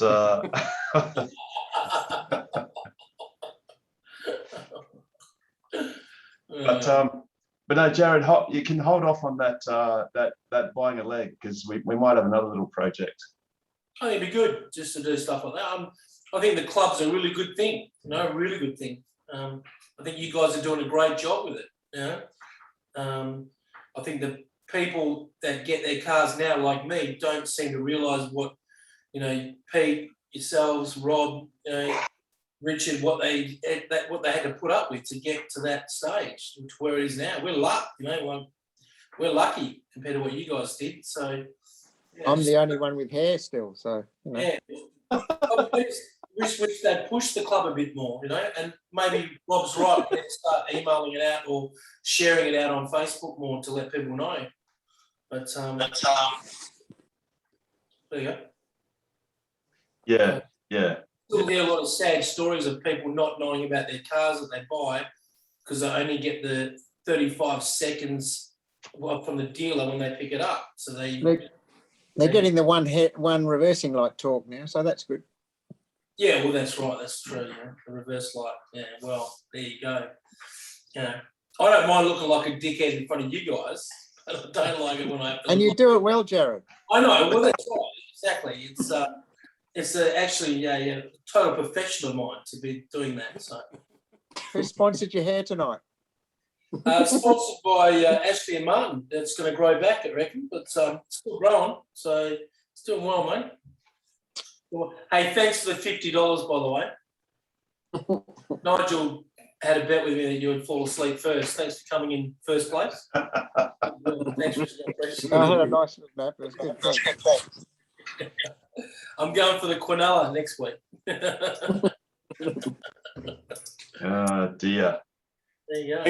Actually, if we don't have anything else to talk about while Richard's on, Richard, did you want to mention about the Hancho and the emergency release of the frunk, that may not necessarily work if you've got one of those Hancho frunk lift gates? And how a 9-volt as well, mention that. Yeah, if you've got a powered front that you put on, the release cable does nothing, absolutely nothing. But if you get a 9-volt battery and put it across those two terminals, it does seem, because I disconnected my 12-volt battery just to see if it would work, and even a little 9-volt battery opened the front, so that was good to know. Yeah. As it will do with unpowered fronts. Do you want to talk about what you showed me, or was that still under wraps? We have a special relationship, Jared. Okay, we do. Yeah, literally. Yeah. I had to point it out on the dial the other day what you showed me, but it's all good. But anyway. Don't forget a relationship. It's a privileged relationship between a retired dentist and a lighting designer. Yes, exactly. Yeah, you don't want to shine the light in the wrong places. That's it. Yeah, exactly. We have to stop recording. So I now feel like Don from Play School with the double entendre. It's going to get bad. It's all good. All righty. So has anyone else got any quirky bits or anything that's happened? Anyone? No. Actually, if Rob comes back into view, there's a big day happening tomorrow. Yes, Rob, did you want to tell everyone about the big product reveal tomorrow morning? Coming to a store near you? No, I shouldn't really, because you might go and buy it before me. So apparently at 8 a.m. tomorrow, Target will have 1/10 scale Cybertrucks, remote control. Good. Already got that.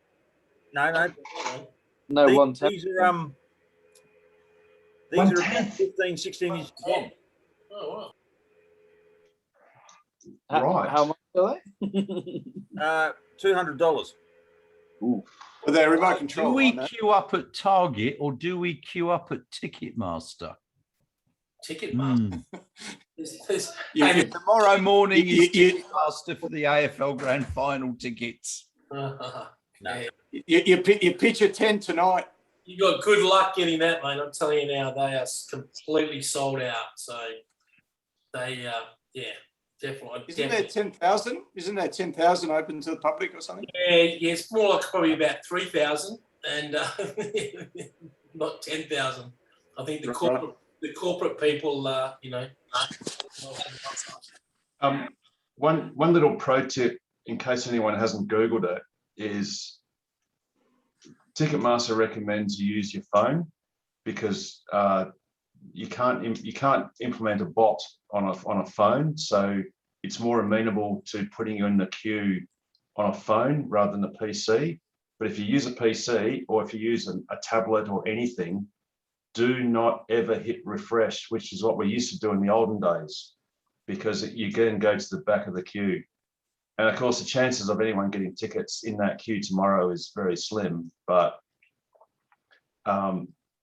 just don't hit refresh, and preferably use and if you're in a household, if you use your phone, don't use your modem.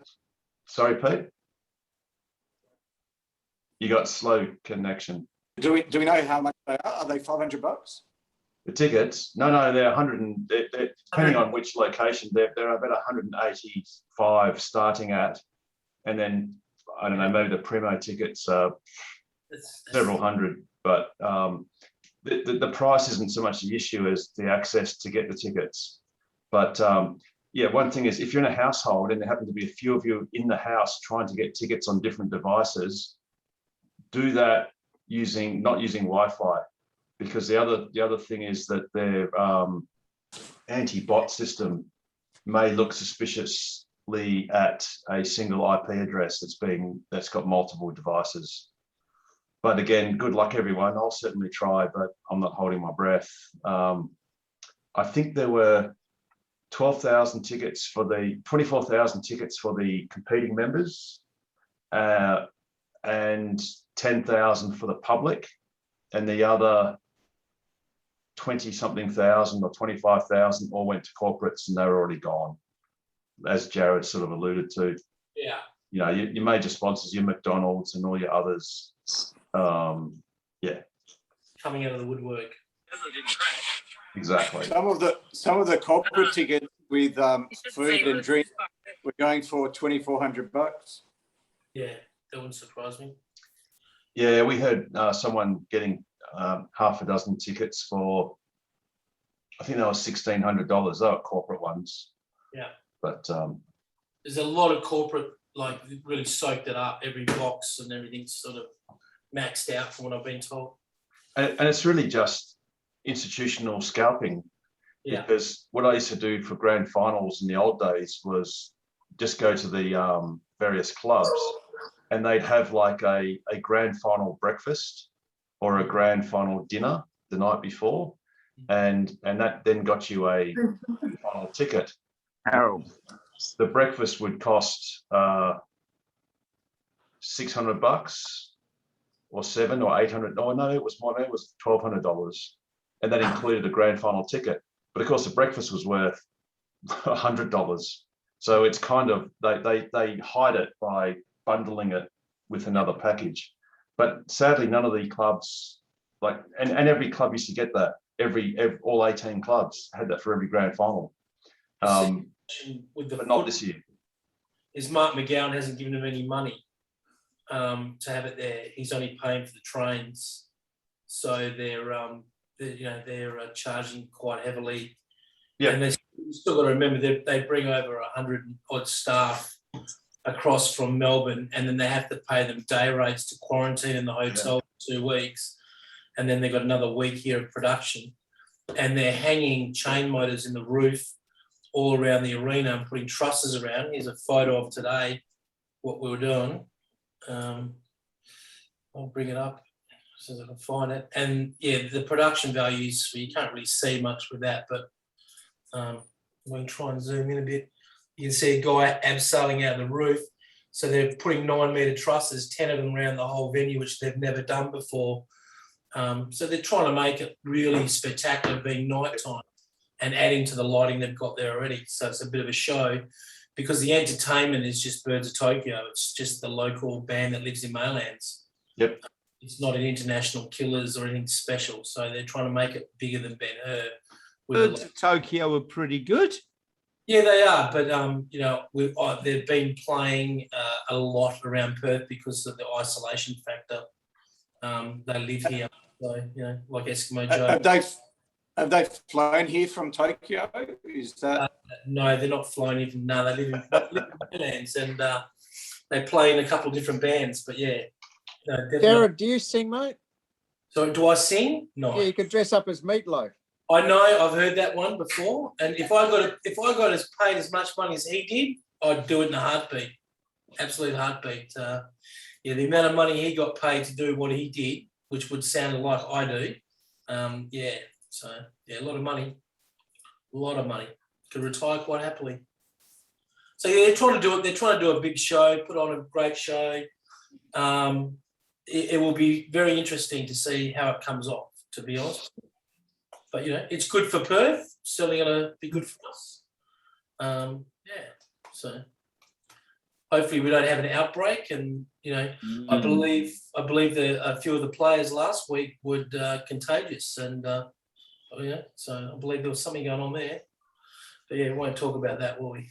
So, so there you go. But yeah, interesting. So yeah, hopefully nothing happens. So hopefully we're all good. That's all that matters. But it should be an interesting game. Absolutely.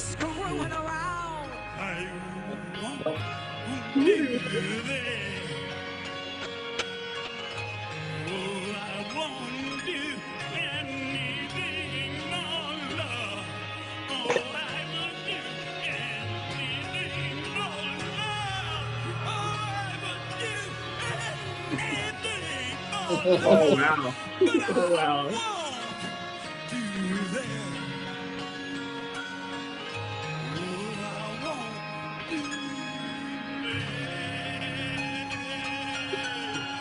That's shocking. Terrible. That was worth $800,000. You know. You got to remember, he got paid for that probably 3 months before the grand final. And then he wasn't going to go on stage because it was raining and he was afraid he was going to get electrocuted. And it was only because the tour manager actually pushed him on stage that he actually got out there. Annie and Max about Cheryl and Eugene. Did you see the reply? Sorry, what was it? Dr. Cooper was having an off-screen consultation. It's cool. Yes, so yeah, indeed. Let's hope that it's look. It's going to be awesome, regardless. Oh, absolutely. I mean, and who knows? I wonder if that would possibly then get the MCG to move future grand finals to twilights. Yeah. Although they don't have the lighting that we have. Yeah, MGC doesn't have LED lighting, so turning those lights off is a 20-minute process for them to come back on because they're metal halides and just like our whacker. So they can't flash them and chase them and do the things that we are. So, which was really controversial when they first opened that stadium. Players were freaking out because they're not used to the lights going off and on. They were saying their eyes were getting sore and all kinds of stupid stuff, but we quickly moved away from that. So. Yeah, that's right. Exactly. Cool. All right. So we got any more tests? Well, not any more. Have we got any test-related stuff?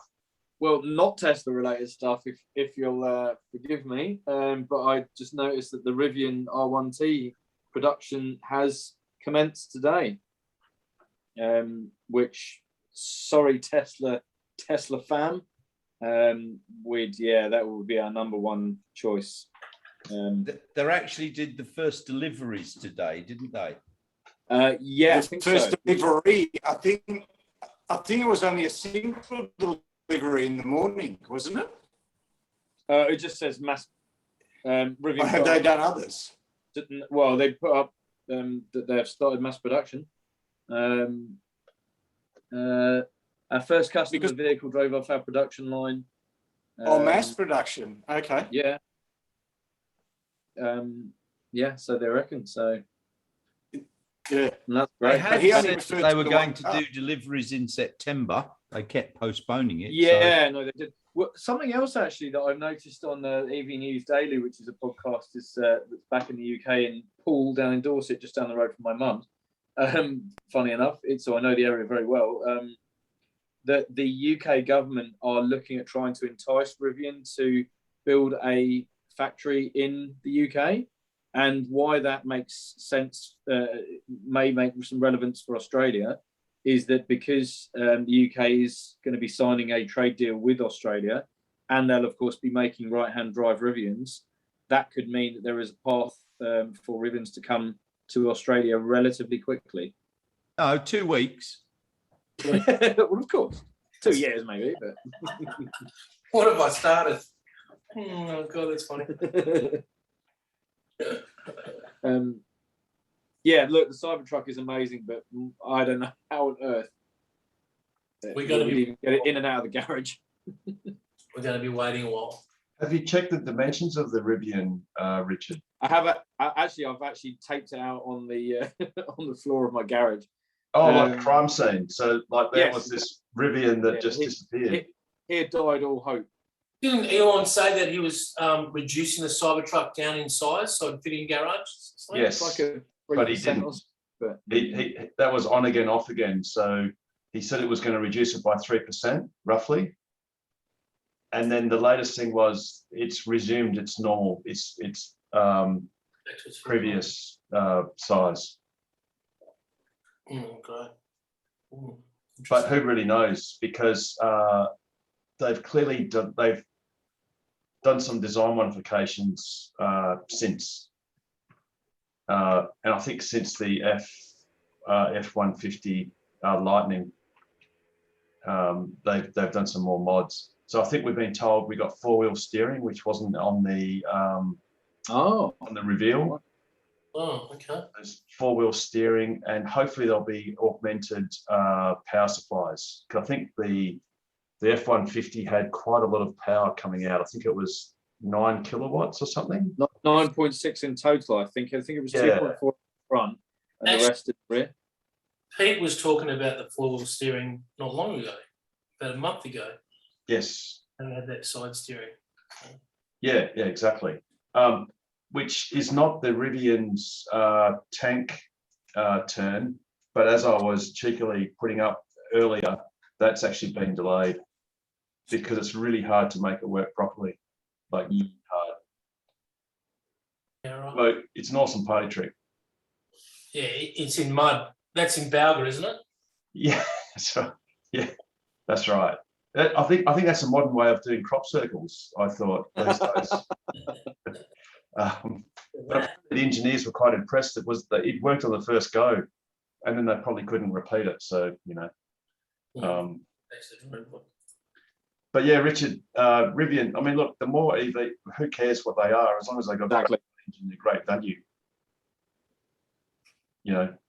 It's just going to be a much more practical daily driver. Yeah, daily dual cab ute, you know. It's and that camp kitchen thing in there, me and the missus are both, just can't wait.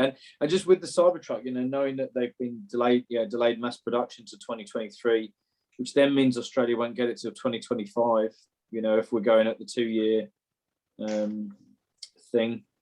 You know, I reckon Rivian might be here first. Well, I ordered a Hilux Rogue, Toyota Hilux Rogue ute, and it's going to be ready around about August next year.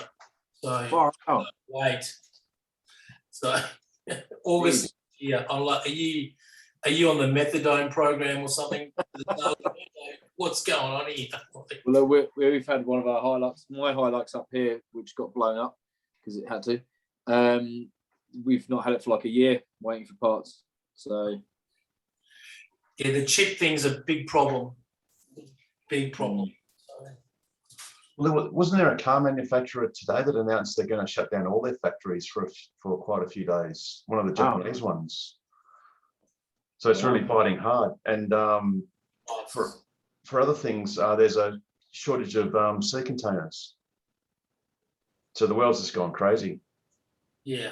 The sea container rates have gone from something like $3,000 Yeah. $20,000. Yeah. Whoa. Yeah. It's true. Yeah, I've got a friend who's got a business and he imports everything via containers. He used to pay $1,200 a shipment, and now it's over $9,000. Yeah. Wow. And apparently, the Fremantle port either.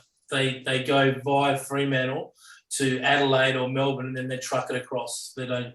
There's a lot of issues at the Fremantle port at the moment, so they're avoiding it like the plague.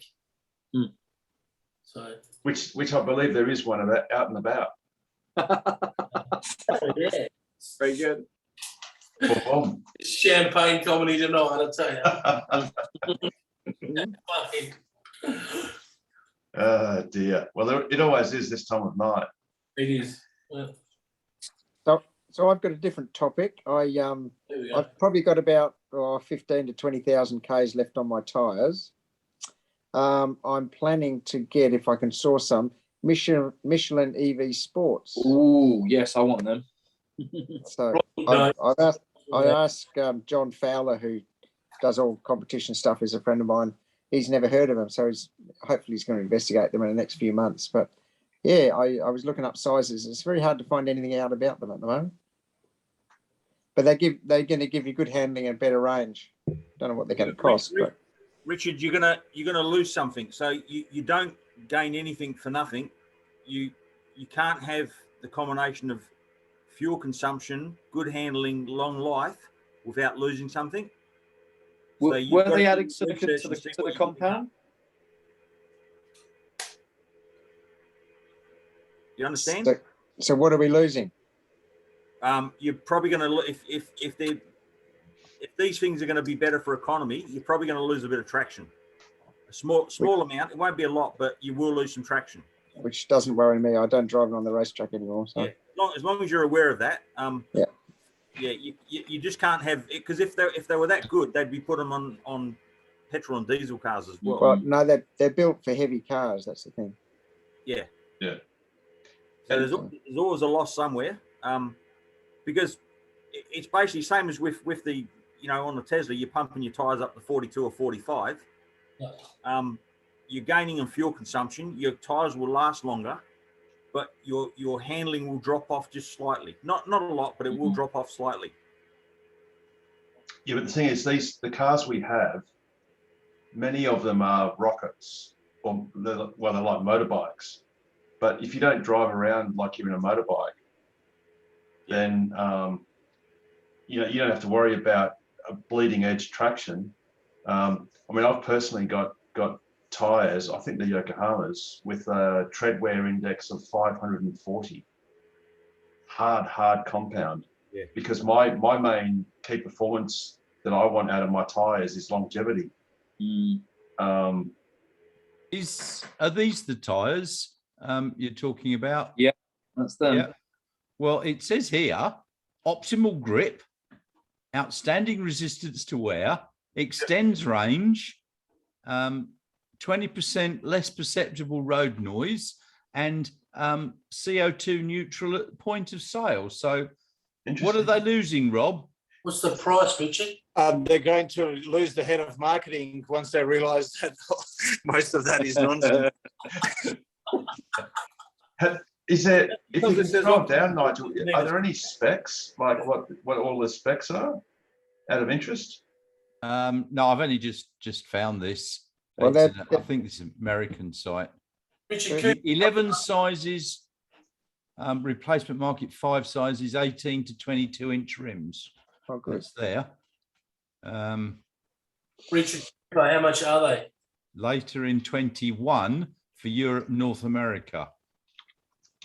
By 2024, they'll increase sales to 2 weeks. 2 weeks. Yeah. They look very interesting in the specs and the way they're designed and what they're achieving. So I've no doubt that'll be crazy expensive. But yeah, Rich, keep us posted, because I'm keen to get those as my next tyres if I can get them for either my 21s or my 19s. yeah, I changed my Pilot Sport 4S's to Pilot Sport 4s, and you know, I mean, I don't race it, so I don't know what it's quick enough to beat everyone else on the drag strip. That's all I know, isn't it, Pete? And it's certainly It's a disclaimer. I know what you're talking about. He's a law-abiding citizen. No, we all went to the drags that night. We had fun. There were a few of us, and my car, which had a tow bar and 18-inch wheels and these crappy Pilot Sport 4s, was the quickest. So don't know why. It wasn't talent, but it's fun. But I thought Pete, you're much better at. Oh, here we go. Oh yeah, that was great. I love that. Now, where do you pick up the pretty girls, Pete? No.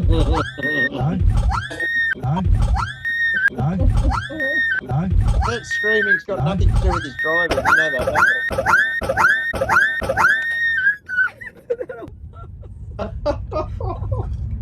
Oh my God. I know exactly. So good. That's so funny. I know exactly what I'm going to do that video. Oh, that's so cool.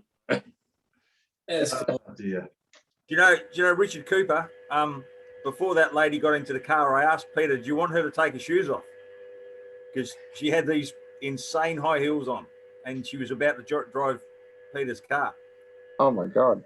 Yeah, they. I was like, "What do your pedals look like?" Because he's got rubber pedals, luckily. But she did take them off, didn't she, Pete? Yeah, she said she always drives. She always puts her heels off, takes her heels off, and like you said, she was clever because she didn't put them near the pedals. She didn't put them behind the seat. She put them across behind the seat, behind the passenger seat. So yeah, if she was to break or anything, as you said, to prevent the shoes from getting wedged underneath the brake pedal. Yeah, brake pedal. Yeah. Who was she? Who was she? Was she a reporter or something, or? From Synergy. When we had last week, we had 2 days of Synergy Drive Day. Oh yeah. We had Synergy employees in Teslas and Konas. Okay. Harold was there. Peter was there. There was about 11 drivers we had. Oh wow. And the feedback was fabulous from these guys. And we got. Where was that, Rob? Started at Synergy and the cars and Rob. WA. They did a charge session for about 15 minutes and then drove back to Synergy in Forest Place. So it was very good, and of course all the managing directors got to drive an electric car, which was important. Excellent. And I found out that possibly 2 of the people might be buying a Tesla as a result of that drive. That's cool. That's so important. Yeah, absolutely. That's very good. Well, the thing is, I don't know about you guys, but I just keep hearing people that go, "Oh yeah, so and so around the corner, they're going to buy one," or you know, one of my cousins or friends or work colleagues, they're going to buy one, or one of my colleagues bought one, and then their friend said, "I'm going to buy one too." Yeah. You know. That works. I mean, Rob, didn't we have a message on, was it Facebook? Someone saying that when they collected their car, Tesla had said that that they had sold 60 cars in a week. That's correct, and that's not delivered. That's 60 new sales that previous week. Yeah, and the prediction is for the next quarter to be over 800 deliveries, and I can't see how they're going to cope. Where they're going to put these things. And you know, storage is expensive. I cut the delivery time down to 35 seconds. So you can do it. 3.5 seconds. You just. Yeah, it's like this. That's quicker than Max Verstappen, isn't it? That's my feeling is, you know, surely they're looking for another delivery centre in Myrie. Yeah. You know, where the car yards are. Yeah. Because that's actually closer to the port as well. Yeah. We know that Diesel Motors on Albany Highway, one of those car yard compounds is for lease. Because I think Diesel Motors have shrunk to just one side. Like, you know, there's a road separating the two sides, the north and south side. There's plenty of places Tesla could rent, and it could make sense. And you've got to have staff to look after it. Well, they're hiring staff. I saw on LinkedIn there were 3 jobs. One was a apprentice technician, one was a technician, you know, mechanic, and I forget the third one. I think it might have been the sales. Wonder if they want a modification expert. When I was there a couple of weeks ago, they said that they, I think, I can't remember who it was. One of them said that they've just got 20 employees at Osborne Park. Wow. Yeah. Yeah, that'd be right. There's only 2 years ago, it was 2 or 3. Well, well, all of us old timers, you know, we had basically zero. just one. Or one. It was James, and that was it, wasn't it? Yeah, James and working. Yeah, and no, there was someone. We almost lost him. Even and for a while there was no one. There was just FIFO. In fact, in Rob's time, it was FIFO. If there were enough things to do to a few of the cars, then someone would fly in, and I presume they borrowed McCarthy's premises or something, Rob, in your Yeah, they were day. using McCarthy's, but they did hire a cheap car and then drive, because they drove down here one day to Mandurah. Oh, wow. So yeah, they would drive cars. Just off topic slightly. Speaking of staff, did you guys see the crash that was in Northbridge on Friday night? That was on Saturday night's news. No. There was a car that crashed, hit a heap of parked cars and hit the wall, and then the police dragged the guy out of the car. Oh yeah, I saw that. Yeah, Northbridge. Yeah. News. Now, did you see the young fellow that was the witness to the crash? No. Don't say anything. Don't say anything, Rob. I'm about to get it up because I'm already ahead of you. But I just hadn't. Nigel F. Being the young guy, you know. I'll wait till Harold pauses this. I've just got to transfer it to my computer because it's on my phone. But yeah, just talk amongst yourselves. I was very disappointed, Nigel, that you weren't at the EV day. I guess you've got a reason that you weren't there, but I was very upset that you weren't there because, like I said, a few people were asking about driving with the ABC on, how dangerous it can be, and to let them know what the scenario is. The other option is just to listen to you talking, Jared. That will send most people off. She sent me to sleep tonight. Yeah. Yeah, that's because Jared had a bet on. Jared, I've been getting some work going, and even today Sorry?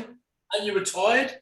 Yes, I know, but I got a 4, 5, 6 months work which expires at the end of this month. But even today, they were going, we need volunteers to go to Karratha, Kununurra, and various other places.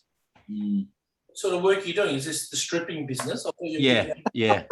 You were a painter, were you? It was I thought you were just doing skimpy work. I thought you changed it all. Yes, darling. Okay. It was the stripping pole dancing that they wanted up in Kununurra. Harold, I need to ask you a question. Before the likes of us young people like Jared and me and Nigel and stuff joined the podcast, was this sensible or? Never. I think, well, we could always look back at the transcript. We've got 54 videos on YouTube, and that's a great shout out. Well, I've had a good sleep tonight. I don't need any more. Please don't do it to us, Harold. Please don't. No.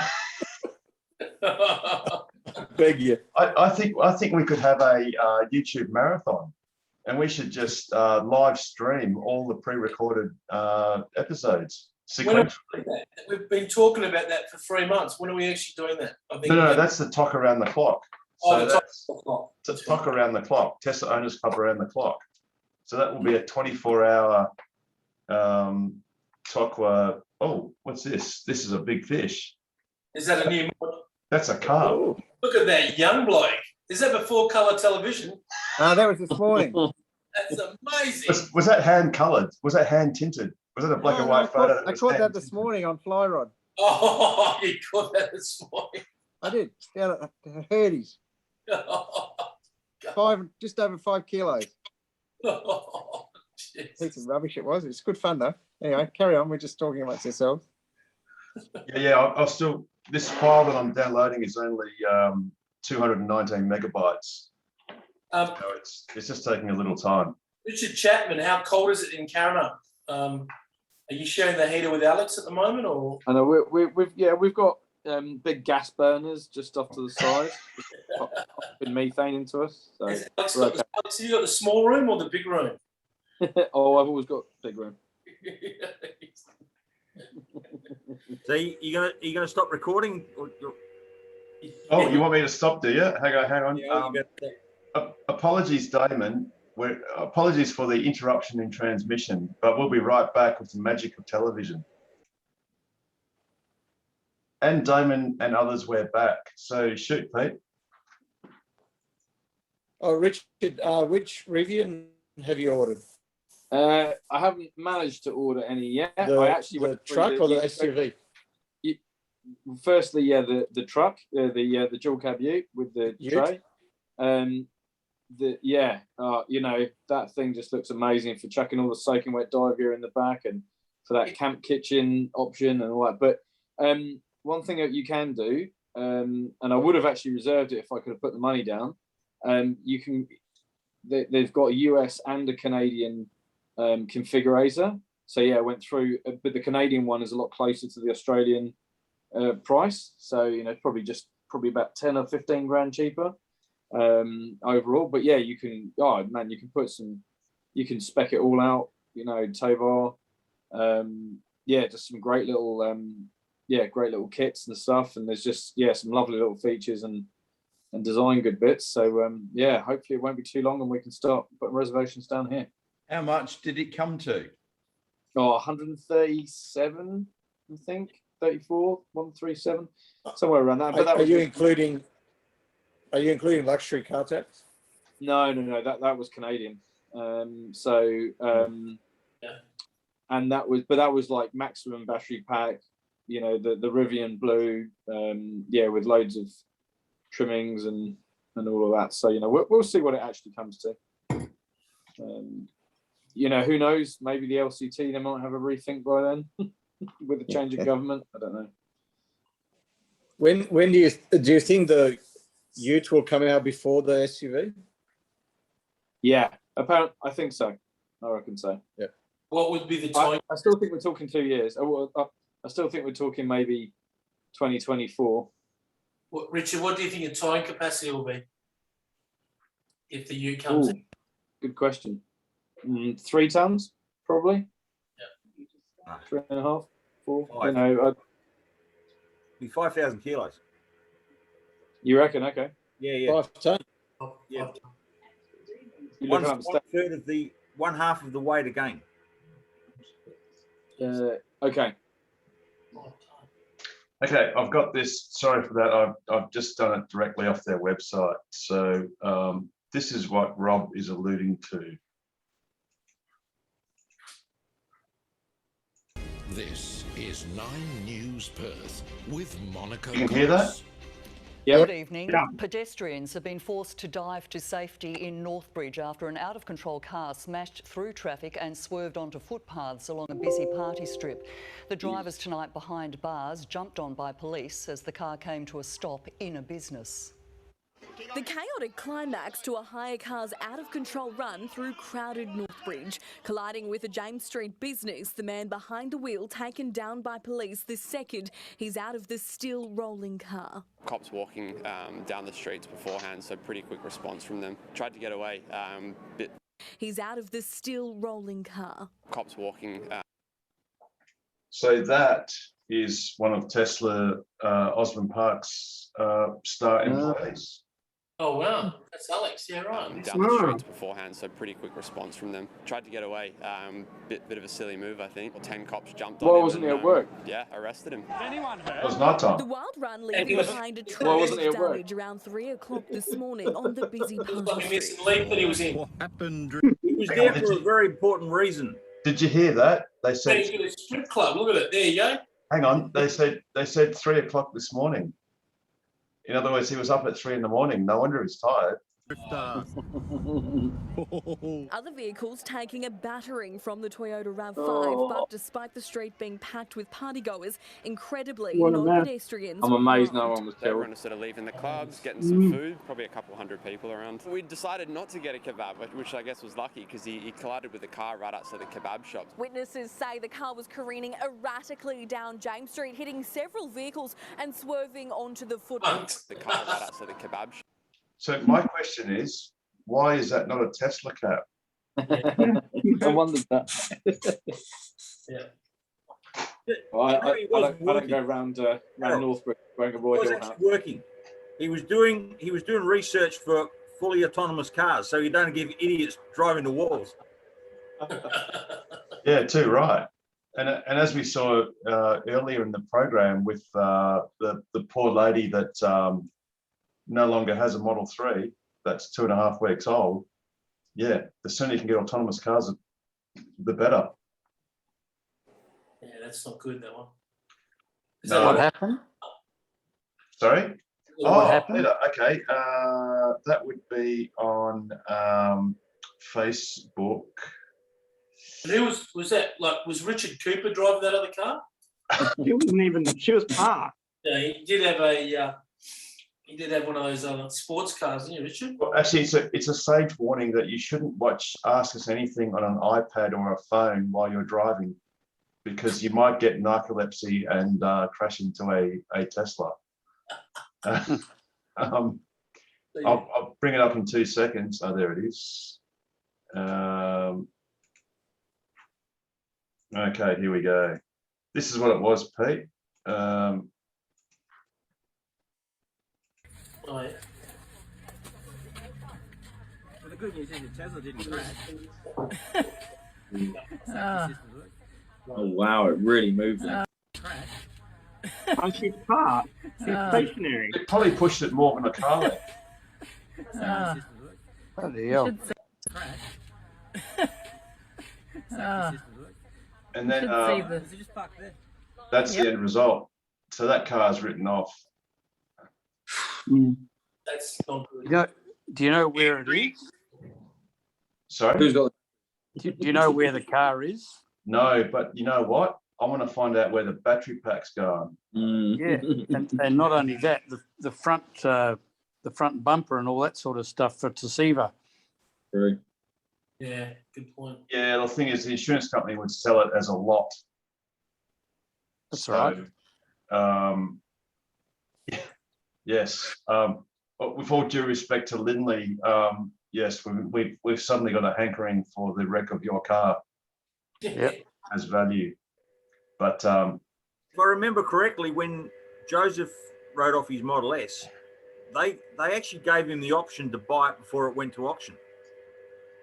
yeah, but how much did they want? Too much? No, I'm pretty sure they wanted $16,000 for it. Wow. And he said, no, I'm not worried about it. Then Steve chased it up. Steve the Nullarbor chased it up. Yes. They wanted $30,000 for it at auction, and no one bought it. So Steve went up and said, I'll pay 16. And I think that's what he got it for. Yeah, he did. Wow. Yep. Yep, that's right. So Which is a great. maybe Lynn may be given the option to buy it. Be interesting. Yeah, well, yeah. Well, perhaps you could always, well, she's on our Facebook, so you could always approach her, Rob, but I dare say. Should just have it mounted in the back of a house. Yes, you could, that's right. You could literally just cut the top off and just get, look, for $20,000, that's probably an SR plus. Well, even if it's an SR plus, that's 54 kilowatt hours of storage, and that's not shabby. That's a lot of battery. Absolutely.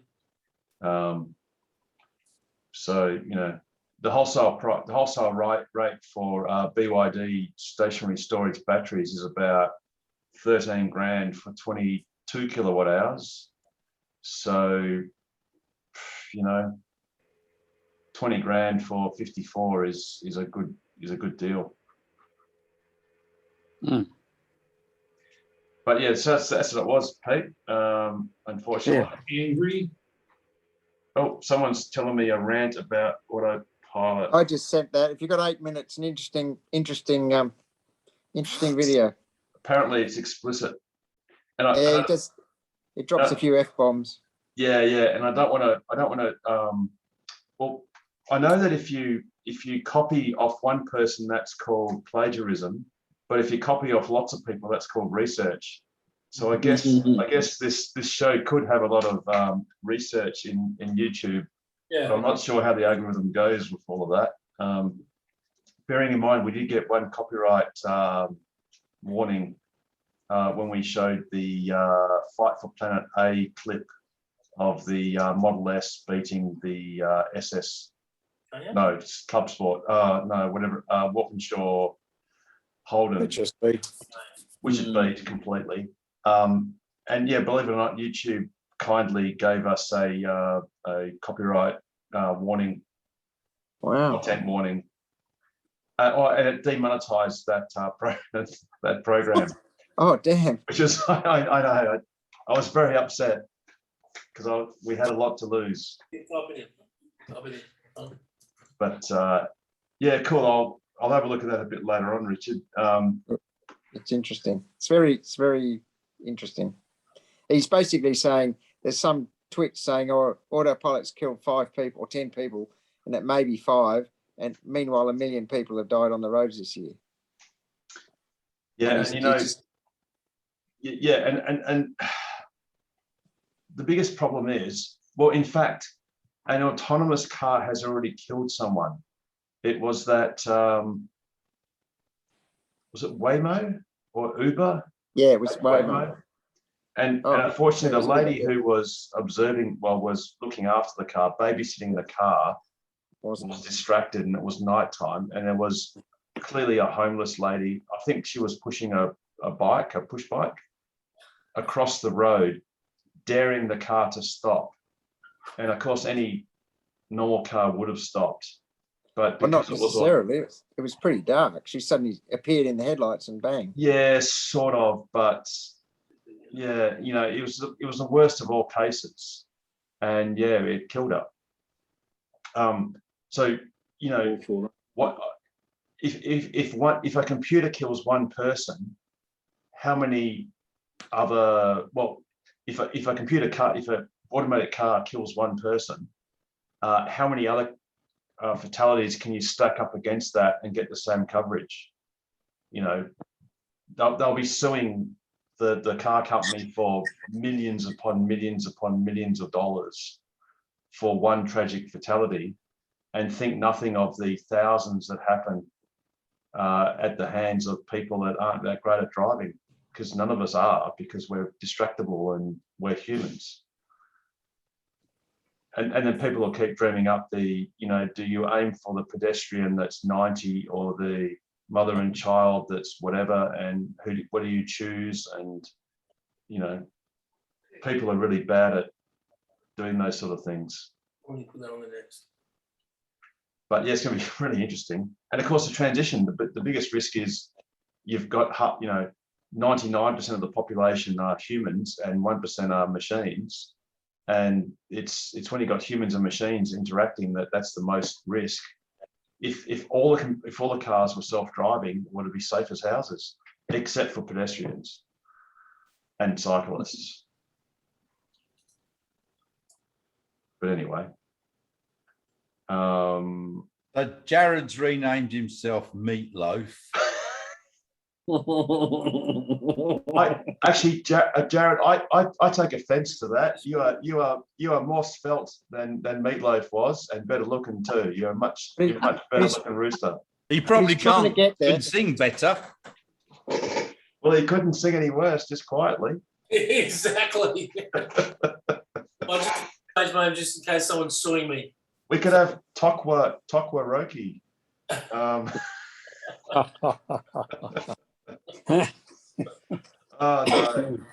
no, that will be a Patreon only channel for our plaid Patreon supporters, and we haven't even got that level yet. That's beyond ludicrous. Actually, Pete, since there might be some people in YouTube land that sort of they just skip ahead because I think all the juicy bits is at the end, which it often is actually. In fact, that's a very good pro tip. It's a bit late now to say that now, but definitely do skip towards the end because sometimes there's stuff we've forgotten, and then we'll jam it in right at the end. But yeah, Pete, for your benefit, I don't know if you recall that Nigel would always pipe up towards the end, talking about Patreon, and we'd all chortle and laugh and go, "Ha ha ha! Yes, we make sure you join us on Patreon." Well, the news is that we actually are on Patreon. You see, the trouble is, Harold, you're also slow. I thought of this ages ago, and you've just gradually caught up with me. I know. Well may people think that Pete is actually ahead of the curve. You are. You're so ahead of the curve. You're on the straight bit that's leading up to the curve. Like, curves weren't even invented when you were around. Oh God. But yeah, so Pete, yeah, we've got Patreon. So it's patreon.com/Tokwa. And you've already got 3 subscribers. And we have three Patreons. And we have 3 levels: Chill, which is only $3 a month; Performance, which is $10 a month; and Ludicrous, which is $25 a month. And if it You steps should have up, you'll have gone a plan. standard, long range, performance, and then Yes. plaid. Yeah. You've had 4 lots. And for plaid, you get the credit card number. I can. That. So I'm going to take that on advisement. So you just said, let me just write this down. Right on here. Standard. Standard plus. Yeah, standard plus. Long range. So you want performance and plaid. You want SR plus, LR, performance, B, and plaid. Plaid. Okay, So I can do that. I can do that. See, we're accepting of change, Nigel. Cool. Sounds It's good. been up for so long, you might as well. Yeah. That page has been up for about 4 hours. So yeah, it's okay. So what's happening on Sunday, Pete? So yeah, we're going to have a Tokwa stand with about 10 vehicles on show. What time's that on Sunday? We need to go fund me page. And get Pete's internet is terrible. It's He's fucking in frozen. there. Look, it's frozen now. Pete, you're frozen. No, you're not moving. Ever since he's taken that girl for a drive, never been able to move properly. At the same time. It's to shame. them and for you. No, Pete, you're just not getting it through. There we go. There Just we come go. back. You're moving. No, you're not. Ever since Believe Pete it, came out. believe it or not, I'm on 100 megabit NBN. What, in Russia or? You'd know about that, Vladimir. Yes. So I was saying there's 3 events. There's the celebration of motorsport, there's the classics on the Swan, and there's the Targa West Rally. So plenty to do. And yeah, there should be at least 10 Teslas on show. What time's that and what location? Langley Park between 10 a.m. and 3 p.m. on Sunday, the 19th. Did you get all colours, mate? Yes, mate. Yeah, yeah. The grey was the hardest, but got there in the end. Beautiful. The 4 greys that I knew, 3 of them were participating in the Targa West, and one of them, yeah, they just couldn't make it. So But yeah, so we'll have one of each of the 5 colours that the Model 3 comes in, and a few X's and a few S's. And you'll be signing autographs between 1 and 2 on the day. And the Richard Cooper mod section that you can go and speak to about how you can change things. Yeah. Actually, admission to Peter's signing booth is strictly for Plaid Patreon supporters only, I'm afraid. Well, we're going to have to get a GoFundMe page to get him better internet because he's freezing up right now. Look at it. He's gone. I'll be off. It's way past bedtime now at my age. $5 a pop. So I'll see you guys next week. Very good, Nigel. Thanks for being here. Yeah, Nigel. Yes, from Patreon. Thank you very much. Me too. Au revoir. All right, cool. See you, Pete. See you Sunday, probably. Yes, look forward to it. Definitely. Okay. Toodaloo. Cheers.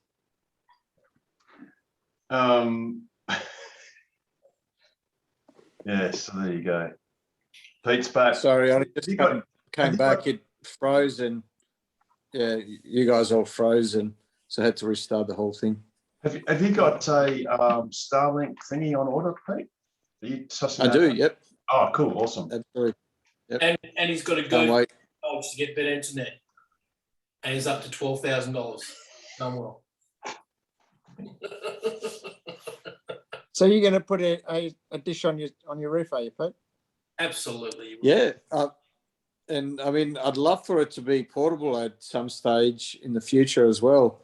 I'd love to chuck it on the back of the Ute or the Cybertruck or the Caravan or what have you. Yeah, that'd be good. I think it will be. SpaceX have always said it's basically a matter of software, because it's complex where each dish has to then roam. So the network's got more overhead in having to work out who that dish is and how to direct data to it and all that sort of stuff. So at the moment, they're just geolocation for simplicity, but they will do it so it'll be portable. I mean, they're doing airplanes. Oh, there you go. You know, so, and they are completely portable. So yeah, there'll be no issue. Well, it'd be like the old people when they set up at the campsite. You know, they just put out their old dish and pointed over north, and it's literally perfect, because the more remote you are, the better service you'll get, because there are less people competing with the same bandwidth. Yeah, exactly. If you're in the middle of nowhere, you'll be getting, hundreds of megabits per second. Mm. And anything past 50 megabits per second is more than enough, really. Yeah. It's pretty good. It's awesome. And the ping will be really, really short too. So, it's going to be a great service. In fact, I think SpaceX is probably lining up, well, Starlink is lining up for some of the like stockbroking houses where in the past, they've actually had a privately funded fiber optic link between Chicago, I think it was Chicago and New York exchanges. Wow. And they literally did it to the point where they paid to put their own fiber optic cable. It was a consortium. I think it cost hundreds of millions of dollars, straight through farms, like through fields. I mean, buried, so it doesn't affect the farm, because AT&T, whoever were the fiber optic providers, they would go on roads and around boundaries, because that was the cheapest way to do it. So they privately funded it just to get a few milliseconds of effectively light speed advantage. And so, milliseconds in stockbroking in high frequency trading is an eon for those sort of companies. And SpaceX, the speed of light in a vacuum is faster than in a fiber optic cable, even though the distance traveled is a little bit more, but it's not a lot more. So SpaceX can have the advantage on propagation time. So, it's going to be an amazing service. Well, that didn't work, Harold. Fuck. Richard Cooper's still like $50 gone. I thought that would have not. Oh, that's gold, Jared. That's absolute gold, mate. Look, Jared, I think I've got something that'll work. I think this might just work. You've been on fire tonight. You've done your pre-production, haven't you? You've done a rehearsal last night. And He's worth the $3 a month, isn't he? Don't you reckon? The budget on this show is just something horrendous. It's frightening. It really is. Okay, so I think oh no! Look, we could learn how to unlock the charge port door. I reckon that's pretty thrilling. Yeah, is that on my Nissan Leaf? Well, in fact, actually, I'm gonna show you this one because there are 5 ways to open the. There are 5 ways. Did you know that? The car is unlocked. Press the open charge port button on the touchscreen.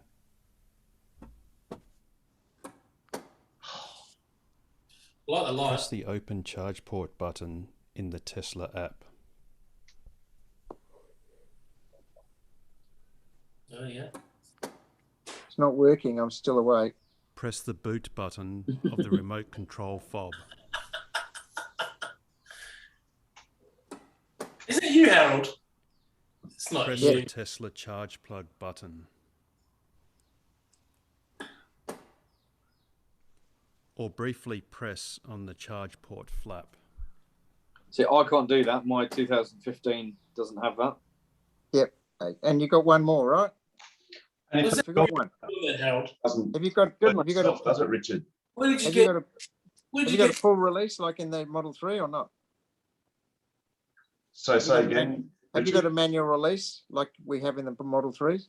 Yes, except my car, when my car was built,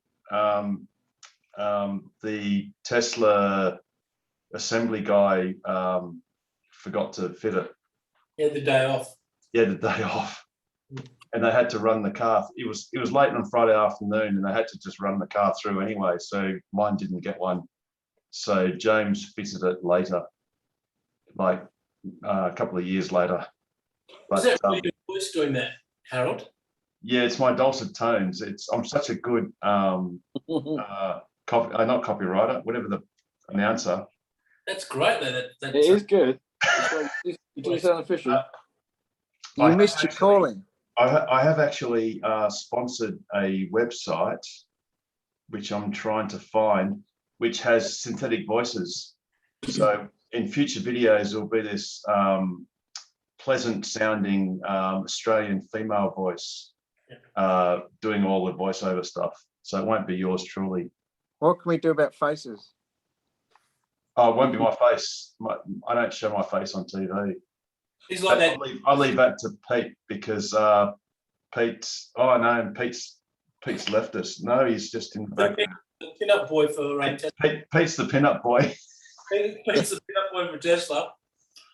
Everyone knows. We're going to get a cardboard cutout of Pete. Oh, yes. Yeah. Forget Elon Musk. We want a full-size Cutout. cutout. And we can test our automatic braking. You can push his pocket and something will light up. It'll just be... Huh? That's the guy. That's definitely the guy. Thanks, Richard. No worries, mate. Cardboard cutout of Pete. Yeah. And we'll test full self-driving. That's it. That'll be great. We need to buy two. We'll have to buy two. We'll make the ladies scream. The ladies will be screaming.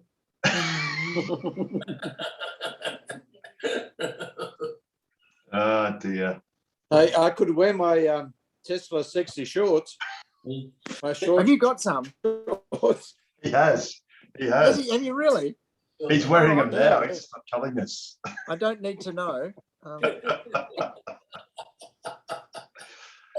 That's for the Ludicrous Plus. No, that's what's beyond plaid. We don't even know that yet. SpaceX package. Yeah. Coal gas thrusters. Oh dear. You excite my coal gas thrusters, Pete. Oh God. I think it's time to. I think it's a bit too late. I think it's time to go. I think we're all starting to lose our shit. Yes, that's right. I think that's probably a good time to wrap it. Yeah. Good night, folks. Richard Cooper, you going to be there on Sunday? No, I've got something on, mate. Sorry. Oh, fucking hell. Yeah. Be there for The sure. whole weekend. Yeah. Otherwise, I'd be there. Yeah.